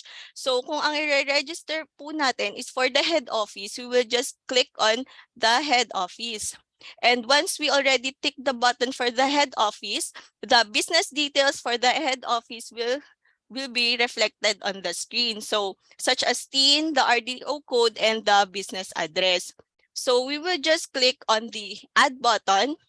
And then, as you can see, since this is our initial registration of the books, there are no records to display yet. So we will just click on the add row. So once we click on the add row, the mandatory fields for the registration of the books of accounts will be reflected. So as you can see, tulad po ng sinabi ni Sir Gibson kanina, lahat po ng may asterisk ay mandatory fields and hindi po magpo-proceed si Orus kapag hindi po natin siya nalagyan ng details. So for example, dito sa type, select the type of books of accounts, whether it is manual, loose leaf, or computerized. So pipili lang po kayo dyan kung alin dyan. Next po is the type of books of accounts to be registered. So select the type of books of accounts to be registered sa drop-down list po ito. But you can also search for the specific type of books to register. Sample po nito is yung general ledger, general journal, cash receipts, cash disbursement, sales journal, and purchase journal. Mga ganun po. And then, quantity, indicate the quantity of books to be registered. So kung ilan po yung books na i-register natin, ilagay lang po natin dito yung number. Next is the last volume. Indicate the last volume of books to register. Since this is our initial registration po, ang ilalagay pa lang po natin dito is 1. Pero sa succeeding application po natin, kung ano po yung last volume, for example, natapos po tayo sa 10, yung 10 naman po ang ilalagay natin dito. Next, volume from. This is an auto-computed field that displays the previous volume of books of account registered. So for now, hindi pa siya auto-populated since ito po ang ating initial application. Pero as of now, ang pwede pa lang po nating ilagay dito is volume from 1. Pero sa succeeding po na application ninyo, mag-auto-populate na po ito kung saan kayo last na volume natapos. So, ganun din po sa volume 2. This is an auto-computed field that displays the present volume of books of account registered. Next is the validity period from. So, as you can notice dito po sa portion na to, wala po siyang red na asterisk as this portion po kasi is not mandatory kasi ito po ay nag-a-apply lang para sa application ng loose leaf tsaka computerized books of accounts. So kung may validity period po, dyan po ilalagay. Pero hindi po siya mandatory field. Next is the date of registration. Indicate the date of registration of the books of accounts to be registered. And the PTU CAS number or acknowledgement certificate control number and the date of issuance. Bali, this portion will only enable for loose leaf and computerized books of accounts types. So, dyan nyo po ilalagay yung CAS number or ACCN tsaka yung date of issuance. Makikita po yun sa permit. Next is the taxable year from. Kung indicate the taxable year to which the books of accounts are valid from and taxable year to are valid until such date. So once na-complete na po natin yung mandatory fields, we will just continue to click on the add books. So once we click on the add books, we will be redirected to the summary table page. So dito po natin makikita yung mga in-add natin na books. Yung type of books, quantity, volume from, volume 2, date registered, permit number, at saka date issued. So dito sa portion na to, since ito nga yung summary, we can still add row kung napansin natin na meron pang kulang. And we can also remove rows kung sa tingin natin may mali or uulit na natin. Pero once nasa tingin nyo po, okay na po yung summary table, we will just click on continue. So as you can notice, bumalik tayo dito sa taxpayer information page. Applicable kasi to kapag ang taxpayer ay may i-register na books of accounts for the branch.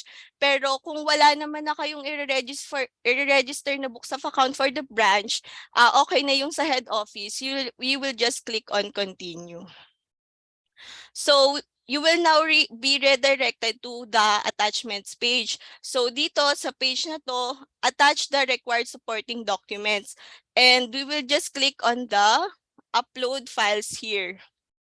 So dito nyo na po i-upload yung documents ninyo based dun sa books of accounts, and then note that in every upload of attachments, a pop-up notification will appear stating the successful upload of documents. So you will just click on OK.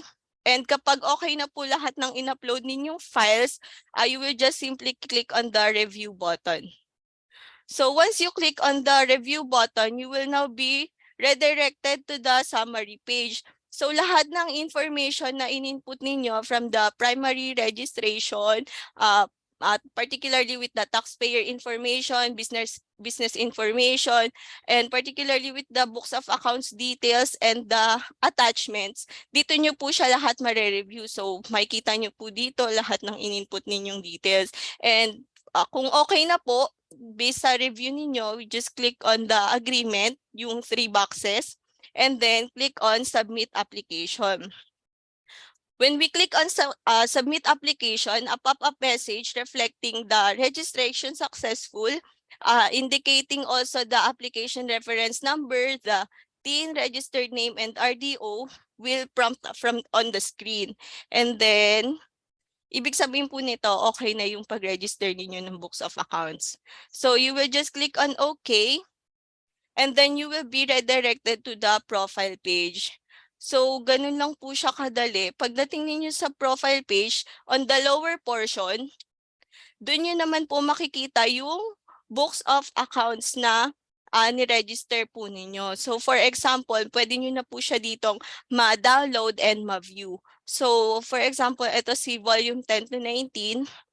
Pag dinownload po natin siya, ito na po yung magiging final na itsura ng ating book stamp.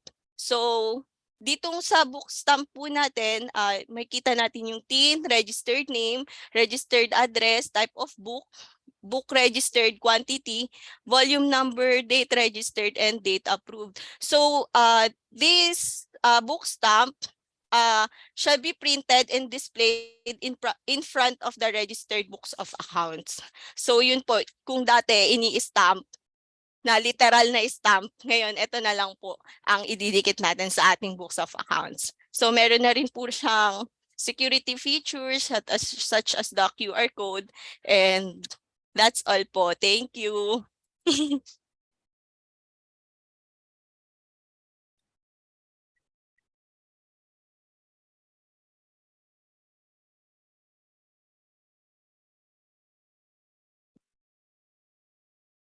Thank you for that insightful presentation, TSPMD Officer Clary Ann B. Ragu Benedicto.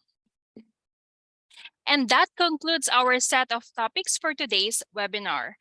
I'm sure you've learned a lot. Thank you once more to all of our speakers. Now that I am confident you all have queries or concerns prepared, I'll turn the floor over to facilitate everyone's questions. Our Q&A moderator, Public Information and Education Division Revenue Officer, John Martin Remoto. He will be joined by our dear Assistant Commissioner, Janet R. Cruz, and resource speakers, Gibson Santa Maria, Queenie Lynn Cataluna, and Clary Ann Ragu Benedicto. Good afternoon, and thank you so much, Cheska. So it was indeed a productive and fruitful afternoon session.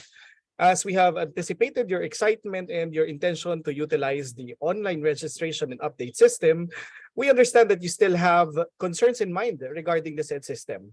In order for us to reconcile your thoughts about this program and the facts at hand, we will now begin with the question and answer or the open forum session. So earlier, our team were able to collate questions of our participants from both Facebook and Zoom.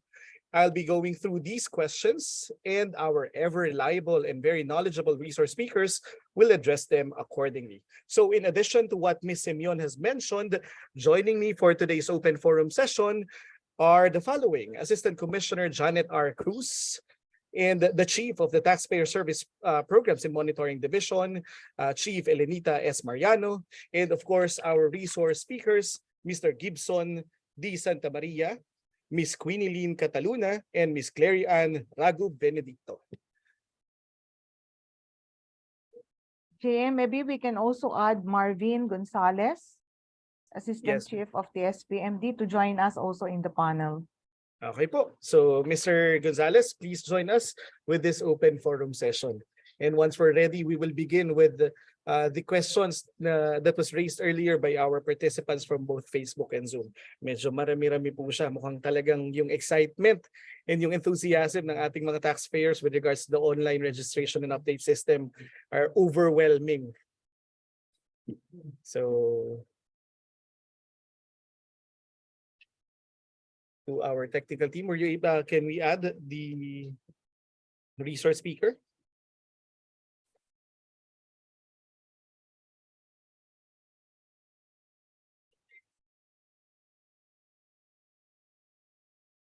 So while waiting for the others, our other resource speaker, if you still have questions in mind, I'm sure talagang makabuluhan yung ating discussion earlier, and talagang nga naman na yung ating mga resource speaker are very well versed in terms of this program, and they were able to explain accordingly ano ba yung mga nitty-gritty nitong bagong system that we are about to launch on December 9. So if you still have questions and you haven't placed that yet, hindi nyo pa siya na i-type sa ating chat box, you can still do so through Zoom. For our participants here in Zoom, you can do that.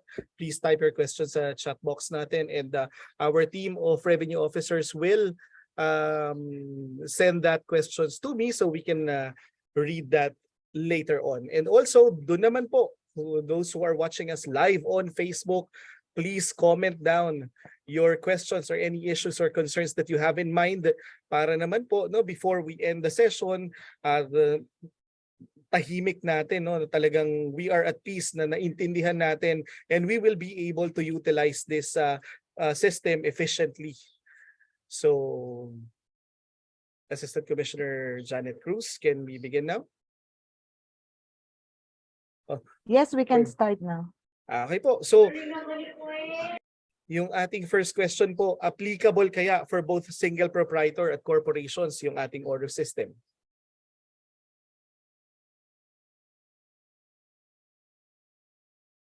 Anyone from the team? Mr. Santa Maria? Yes po, as mentioned din po kanina ni Assistant Commissioner Janet Cruz, registration of business, it's applicable for both individual and non-individual will be available in Orus. Okay po, thank you po. Then our next question is, can we send 1905S update online? Right now po, the update functionality of Orus is not yet on board on December 9. That's why nung nag-release po kami ng RMC, I think it's RMC 122/2022, you need to manually update your contact information, especially the email address in the district office. Okay po. Thank you, Sir Gibson. So again, please keep that in mind. That's RMC 122/2022. So yun po yung magiging guidelines natin for the update. And the next question is, good day. Is the registration of team of new hired employees the same with the old process in eReg? Thank you.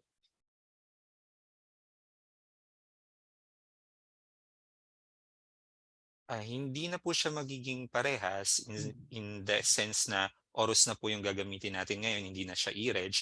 But of course, the information that you will need to input for the for the employee na ma-register natin siya, ma-issue ng team, will be the same information po na hihingi ni Orus. Iba na nga lang po yung interface, yung itsura ng system na i-access natin. In addition to that also, hindi lang po yung iba yung mukha, iba na din po yung magiging process. Kasi in eReg, meron po tayong employer enrollment na automatic approval, no?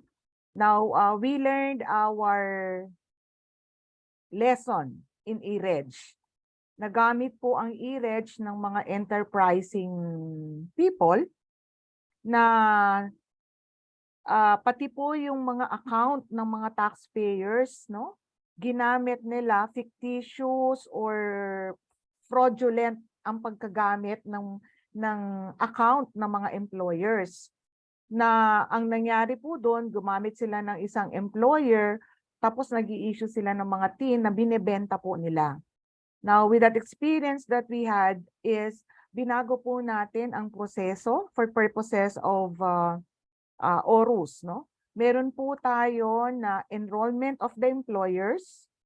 At the same time, that enrollment is subject to approval of the RDO. Tama, Gibson? Yes, ma'am. May approval po, just so that the RDO would ascertain that indeed this employer is legit and this authorized person of the employer is authorized and legit by that particular employer. So meron po kayong konting nabago sa proseso natin. May manual approval po ang enrollment ng employer. But once naka-enroll na po, then you can proceed with the issuance of your the TIN of your employees. Okay, thank you so much, ma'am. Thank you so much, Sir Gibson. Next question is, this is from SP Albani. Kasama rin po ba yung loose leaf?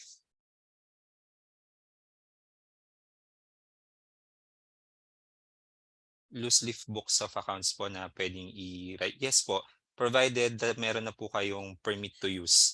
And the permit to use loose leaf should be applied muna prior to the RDO bago po kayo makapag-apply ng ATP or books of accounts na may loose leaf. And stand corrected po kanina for the S1905, aside from the manual updating kay RDO, stated also in the RMC na pwede nyo siyang i-email dun sa generic email address ng aming mga client support section chiefs. So makikita nyo lahat yung details na yun sa RMC 122-2022. Okay, thank you so much, sir. Our next question is, good day. This is from RMS Collect. Well, we've answered this already. Next question, please. This is from Miss Ivy Kate Acuña, Cabases. Is 1905S still required to be submitted to use Orus or just registered directly to Orus e-services? Thanks. Again po, as mentioned po natin kanina dun sa presentation natin, dun sa portion wherein ang pipiliin mo, meron ka ng existing TIN. Ang isa po sa mga prerequisite nun, i-input mo yung email address mo. And once po na hindi mag-match yung email address mo or wala kang email address sa records ni BIR, hindi ka makaka-proceed sa pag-create pa lang actually ng account. So mag-error na siya. So ganun po ka-importante sa S1905 kaya as early as July, nung nilabas namin yung RMC 122, ina-encourage na po ang taxpayers to update their contact information kay BIR.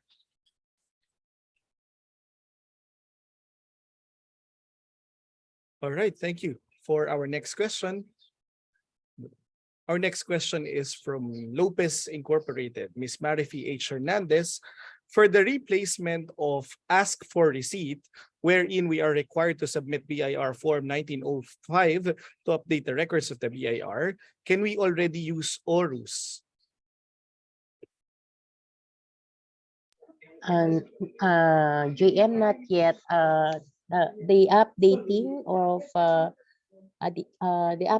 of information using the BIR Form 1905 will be delayed in a little while. We are focused yet on the registration, TIN issuance, and for the secondary, the ATP. Okay, thank you, Ma'am Lani. So yun po, the updating, the portion that for updating, medyo magkakaroon po tayo ng delay dyan. But then the focus of the Orus launching is focused no on the registration and so for the secondary requirements is for the ATP. Yes, as mentioned by Ma'am Lani Mariano. So our next question, please. From Miss Lilia Proscia. So, pwede po ba mag-register ang corporation na may 3 branches sa or use sa OR use individually?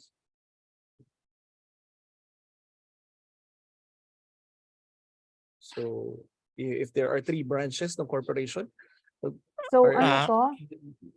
May corporation tapos meron siyang bagong branches. So ang tanong is, pwede na bang i-register yung mga branches niya through Orus? Okay. So with that po, right now, Orus po is for registration of new business. The registration of branches will come po sa mga susunod na releases ni Orus. Yun po yung binabanggit kanina ni Ma'am Janet sa kanyang overview na very, very soon yung for the branches. But for now, for issuance po ng new business muna yung wala pang tin at yung pwedeng mag-link pa lang po ng mga may existing tin, ang pwede pa lang nilang gawin is mag-register ng books, mag-apply ng ATP, and mag-apply as employer. All right, thank you. Next question, please.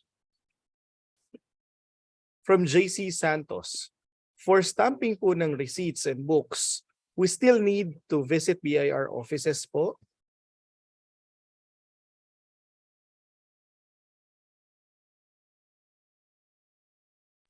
Again, yeah, si ma'am. Okay. Oo. Yung stamping ng receipts and books, una yung receipts, no? Dalawa yung assumption na nakikita ko dito. Does this pertain to loose leaf receipts and books? If this pertain to loose leaf receipts and books, then yung stamping na sinasabi dito would be yung loose leaf na permanently bound na nire-register natin manually sa RDOs. And since sabi natin yung registration nitong books na to at yung nakabound na mga receipts mo will be covered already in Orus, pwede naman po. Basta tignan lang po natin, balikan lang natin yung timeline as to the covered RDOs and regions based on the dates na pinakita kanina. Now, yung isang nasa isip ko dito, yung stamping po ng receipts na bagong print po ba ito? Kasi kung bagong print naman ng mga receipts ito, hindi na po ito required to be brought to the RDOs, no? We don't require anymore yung mga newly printed na mga receipts to be stamped to be registered with the BIR. Instead, we have the printer certificate of delivery that is executed by your accredited printer. Nandun yung detalye about the receipts or invoices that were printed, and yun lang po ang dala-dala nila para marehistro yung inyong mga manual receipts or invoices na na-imprenta po nila to be registered with the BIR, not the physical booklet anymore. Ngayon, hindi ko alam kung alin yung tanong mo, pero sinute ko na yung dalawang sagot, whichever is applicable doon sa tanong.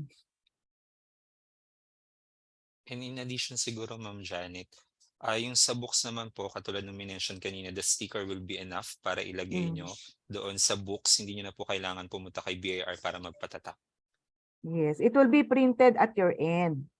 So yung pinaka-equivalent ng rubber stamp sa inyong registration would actually be the sticker na nandun po yung QR code that has been generated from Orus. Yun po yung proof ng registration ng inyong books of accounts. Okay, thank you, ma'am. Thank you, sir. Next question, please. From Miss Alexi Granada. Paano po 5 yung company? Pwede po ba in one Orus account or per company po ang registration sa Orus? Per company po yung registration natin kay Orus kasi po on the later releases ni Orus, kung saan pwede na kayong mag-register ng branch, that account will also be used. Kaya po, one Orus account lang po for the company. And na-mention ko po kanina, yung email address po should be unique, kaya hindi siya pwedeng gamitin sa ng iba't ibang agent para sa iba't ibang companies. All right, thank you, Sir Gibson. Our next question is from Carmen Silvestre of PCMR. How about na-loss po ang 2303 at magre-request ng new 2303? Diyan po ba sa Orus? Pwede na? Sa ngayon po, wala pa tayong additional features na nilalaunch kay Orus for reissuance ng ating na-loss na COR. And with that po, for now, kailangan niyo po muna pumunta sa BIR para mag-file din po. Kailangan niyo rin kasi magbigay ng affidavit of loss for the COR. So for now po, yung i-release natin on starting December 9 will be for new registration, books, ATP, and employer account.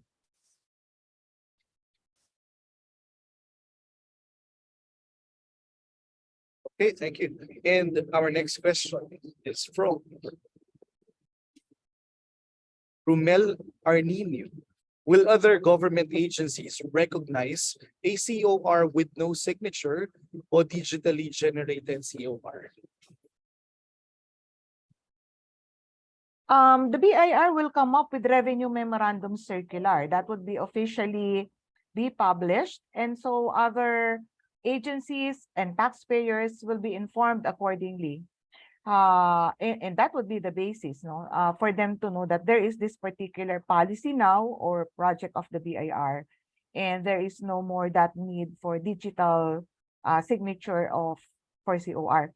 In fact, this is happening already, sa PBH, yung Philippine Business Hub, ang certificate of registration that is being generated through the Philippine Business Hub for taxpayers na nag-lodge ng application doon, wala din pong signature. Pero mayroong QR, may QR code yon, Gibson. Yes po, as shown po kanina, may QR code yung kay PBH may QR code po ang COR, and dito po kay Orus meron ding QR code as a security feature para malaman niyo po kung authentic yung pinapresent sa inyong COR. Okay. So meron po, malalaman naman po nila yan. At saka nangyayari na to, this is not something new, yung certificate of registration ng BIR ay walang signature. But of course, kung may duda kayo, halimbawa, alam naman natin, maraming mga magagaling, you can validate with BIR. Pwede naman po ninyo i-check yan.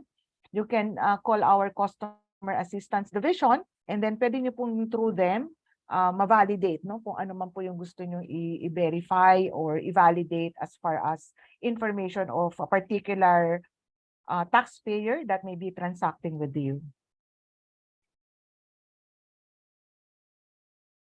Okay, thank you, ma'am. Next question, please.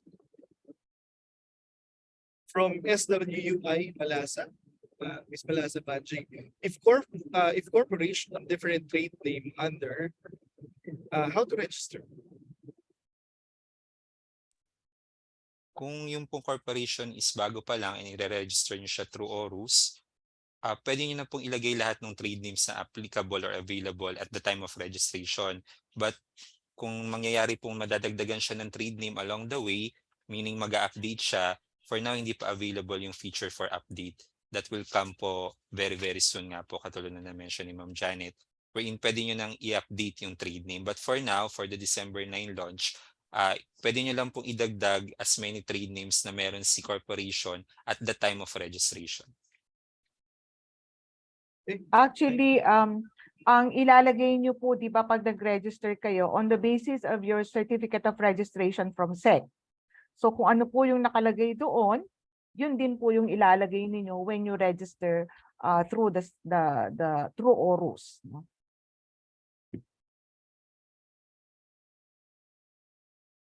Okay po, thank you. Next question, please. from Adsky Infinity. Paano po ang issuance ng ask for receipt signage? Do we need to request?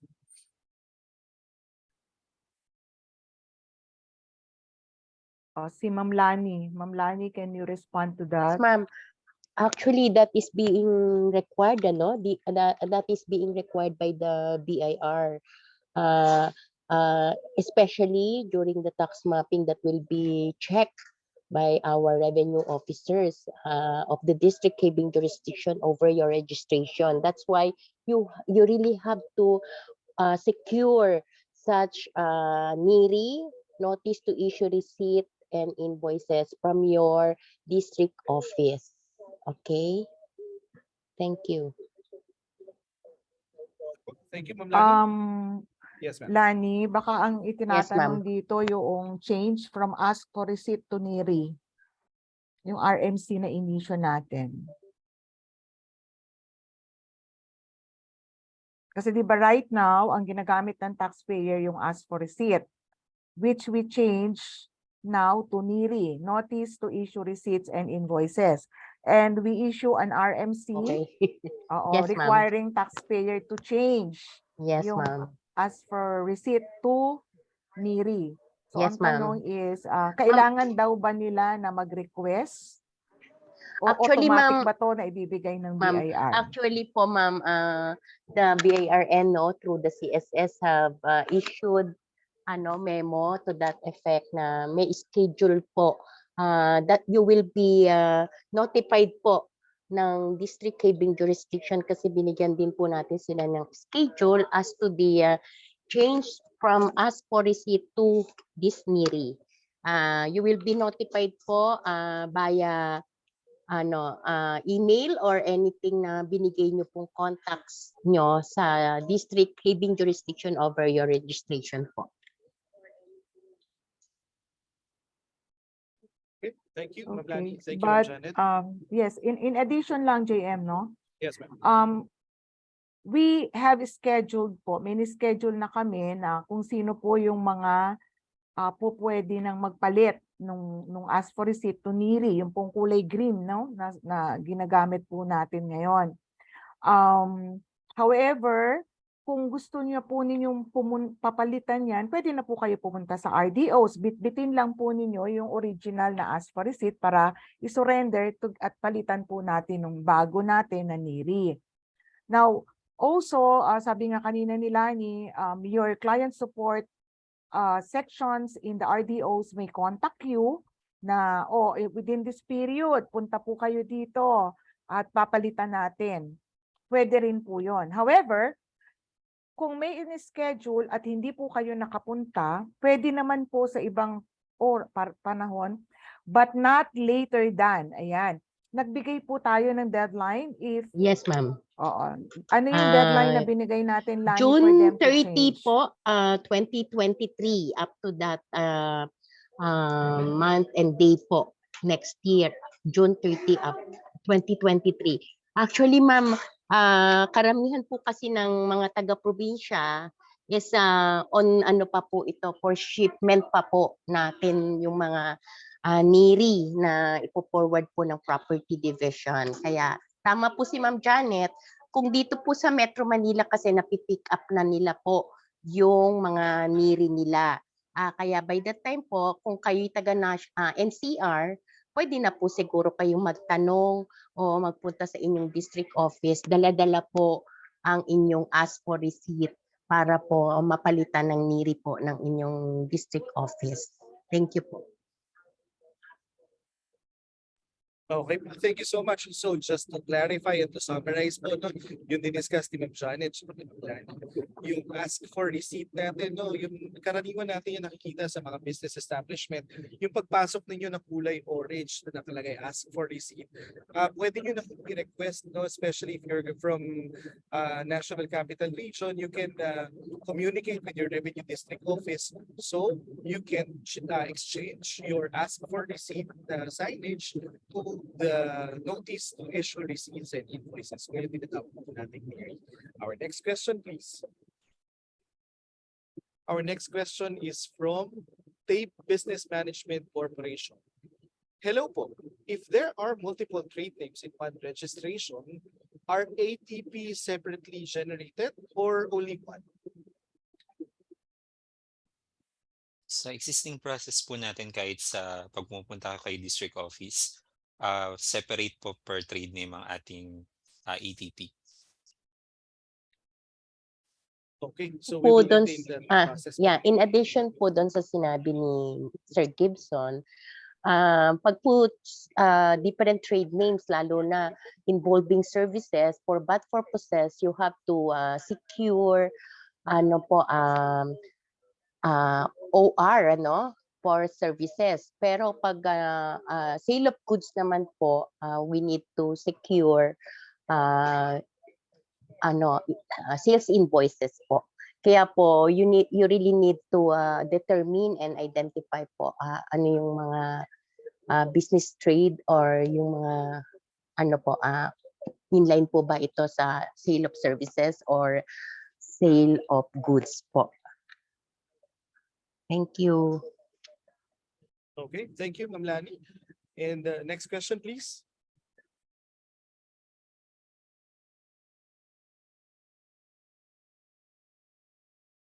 Ms. Gia, next question, please. From Car Cooperative Union, Ms. Abigail M. Cadillas. In the cooperative sector, can we apply TIN for our members?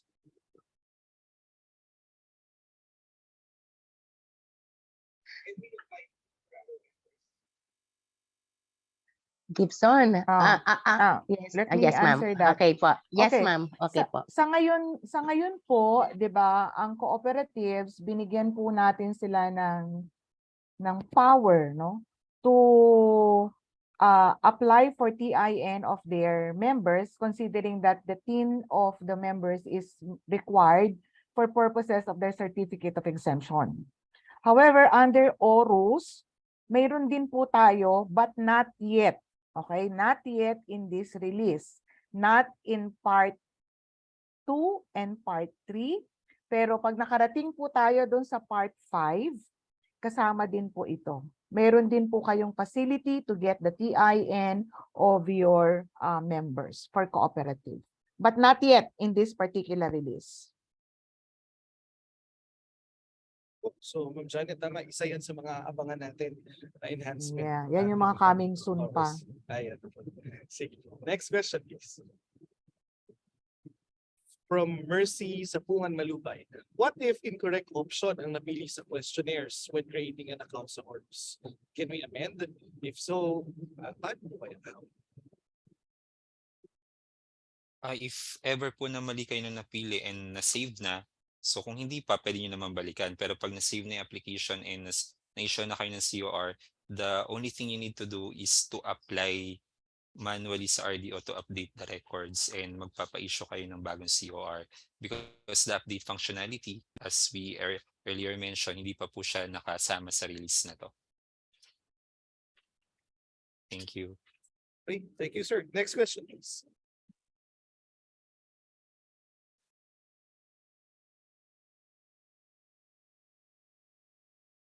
Ms. Gia, next question, please. From HR BSI, Yoli Garcia. Paano po pag may change address? Mag-register po ba muna using existing address, then update na lang? Paano pag change RDO na?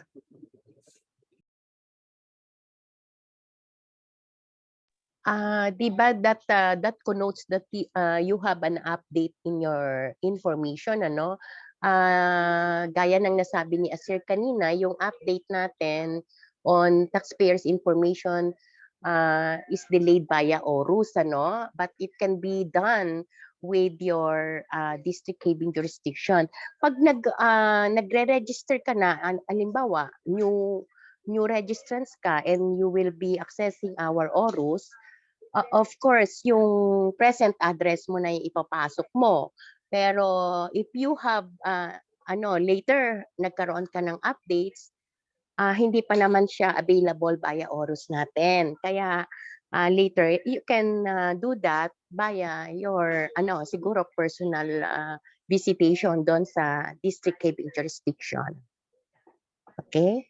Well, thank you, Ma'am Lani. So we'd like to reiterate po, no, if there's an update with regards to your registration, since it is immediate as part of the Orus program, then yung updating natin will still do kung ano po yung kasadayan natin. We'll visit our RTO, file the 1905 form. So next question, please. From Arthur Nicolas Jr. Good afternoon po. Pwede po bang mag-update ng COR via Orus? So ano na lang siguro, no? Any update po sa registration data ninyo, hindi pa po pwede sa Orus for this release. Hintayin lang po ninyo yung mga susunod natin na releases, hopefully mga hanggang January 2023 po yan, kasama na po doon yung update feature. And we will conduct another seminar doon po sa mga susunod na releases natin, paaram din po ninyo ano yung nadagdag na functionalities na pwede nyo pong magamit ang Orus.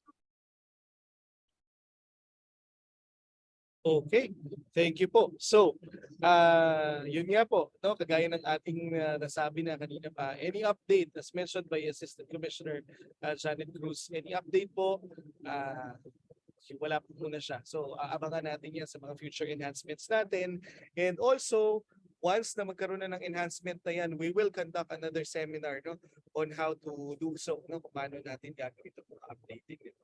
And whatever enhancements that will happen to Orus, pakaantabayanan niyo po dahil gagawa ko tayo ng panibagong session.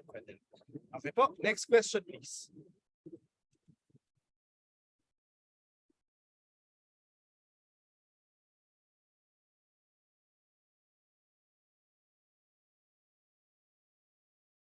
This is from Tape Business Management Corporation.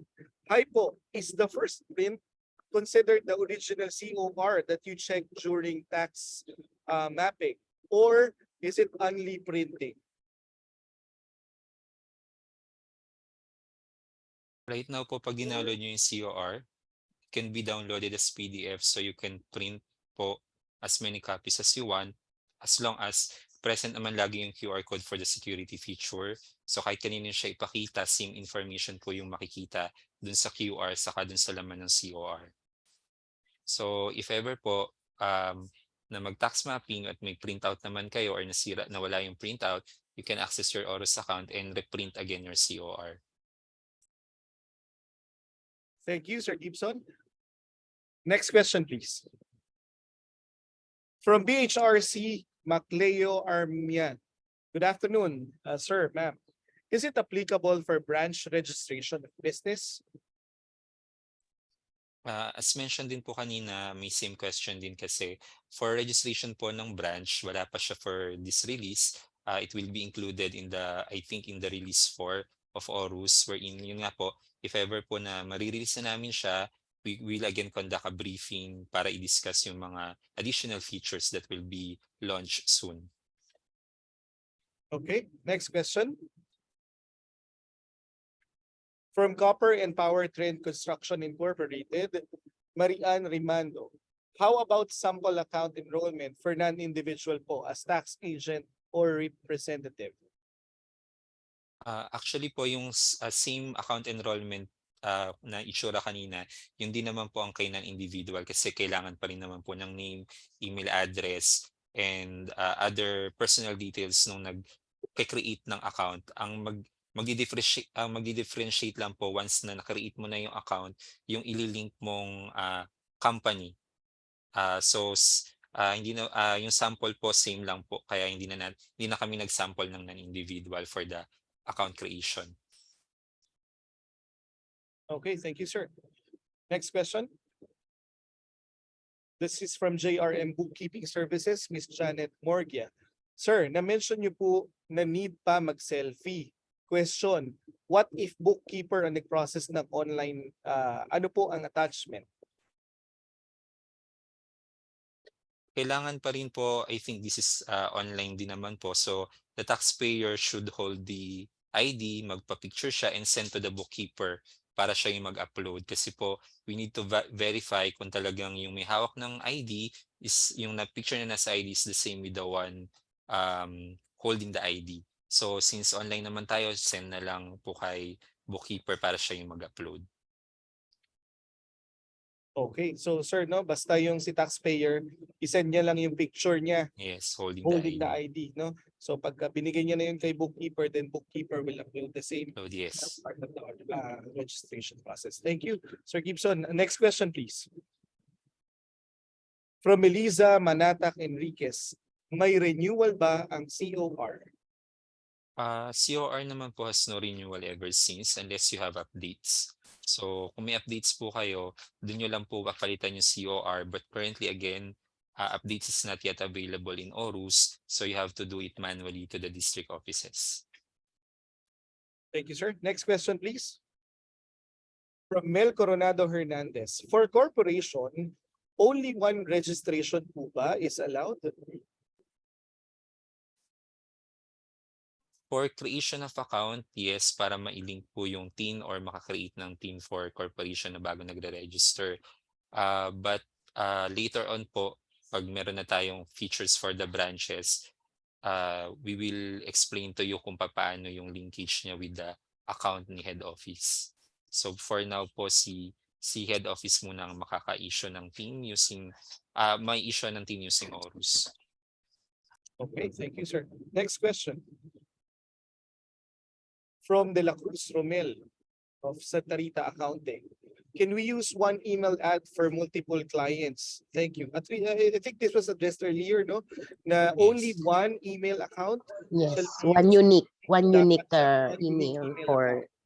So, yes, ma'am. So, Ma'am Lani, tama. Well, hindi mo pwedeng gamitin ang isang email address sa multiple clients. kaya ang term po kanina ni Sir Gibson is there should be a unique email ad for such corporation or individual.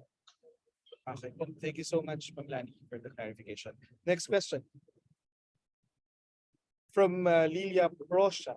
Pwede po ba mag-register ang corporation na may... Oh, I think this was addressed earlier. Pwede po ba mag-register ang corporation na may 3 branches sa Orus individually?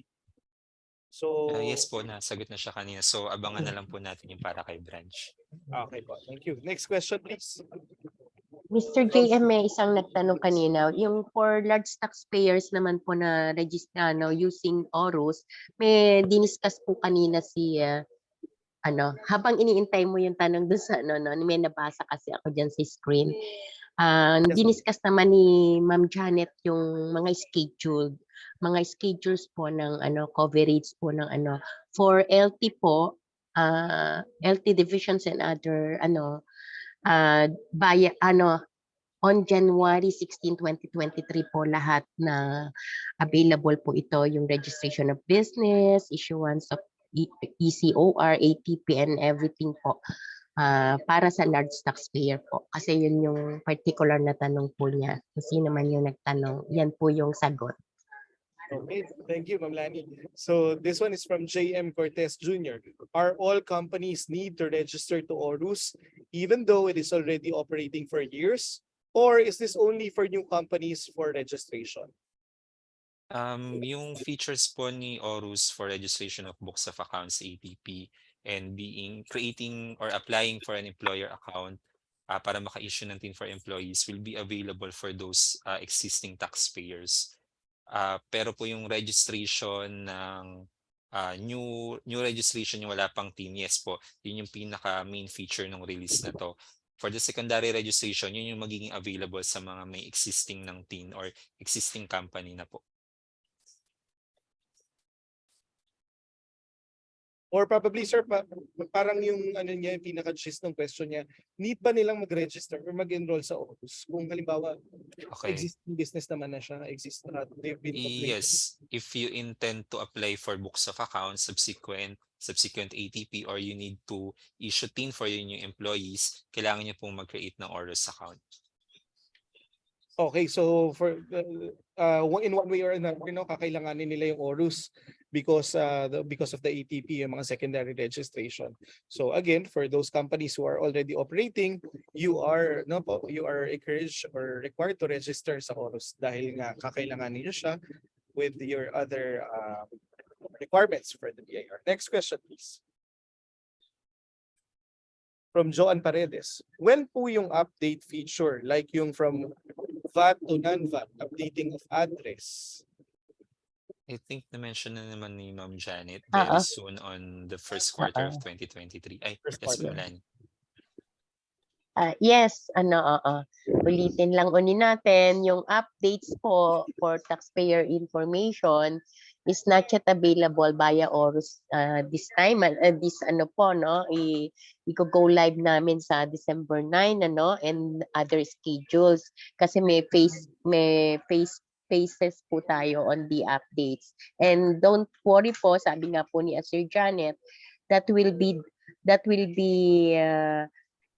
done po or readily available in January of 2023. Kaya po, let's wait po and see kung ano po ang magiging kahihinatnan nito pong with Sige. your support and assistance and your patience and understanding dito sa ating Orus na i-implement po on December 9, ayan, mapipil po natin yun, kaya ma-excite po tayong lahat. Sige, Miss Lani. Thank you po, ma'am. Yes, ma'am. Okay. May I request that we have last 5 questions? Kasi po, mayroon po tayo Yes, pang isa pang meeting na kailangan na attendan, no? Ang ating Deputy Opo. Commissioner. And then, napansin ko pare-pareho yung mga tanong. So, Yes, ma'am. can we skip na yung mga questions na pareho at nasagot na natin? Ma'am, Okay. gusto ko lang po i-shout out yung isang comment kanina na unang-una ko nakita. Maganda po. Amazing Orus daw, ma'am. Ang ating Orus is amazing po. And thank you very much po kung doon sa nag-comment na po. Nakakataba po ng puso para sa mga taga-BIR po. Thank you po. Okay, salamat po. So can we move on to the questions po? Yes, ma'am. Kung pareho na nasagot, wag niyo nang basahin. Okay po. Let's Next move question, on dun sa please. mga bagong questions lang. Sige, go.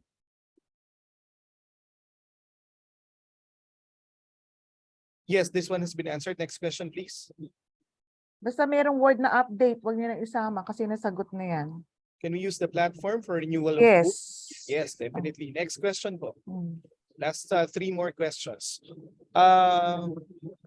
This one has been answered already. Next question, please. This has been answered already. Last 1 more question, please.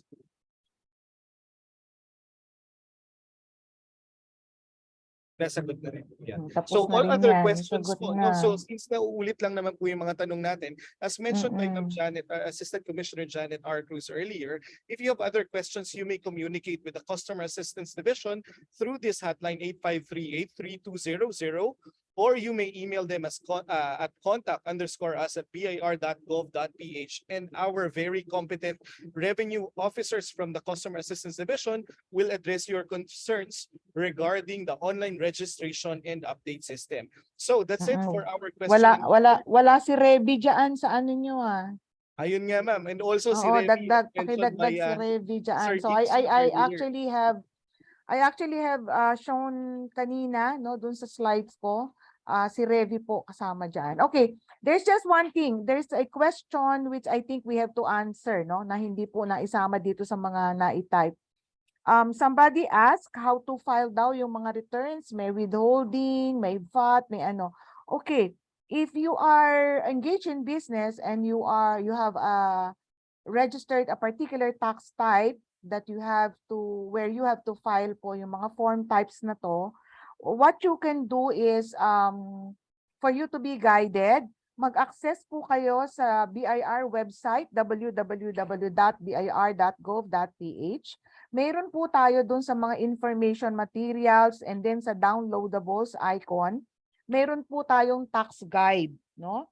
Dun sa tax guide, meron po doon tax guide for individuals, for professional, single proprietors, meron pong tax guide for corporations, meron din tax guide for online sellers. So what you could do is nandoon po lahat ng compliance requirement for each type of taxpayer, and makakapili po kayo kung ano yung applicable. So makikita nyo yung registration, issuance of receipts, andun din po yung filing of returns, kailan ang due date, Andun din po yung payment, saan magbabayad, and then some reports that needs to be submitted.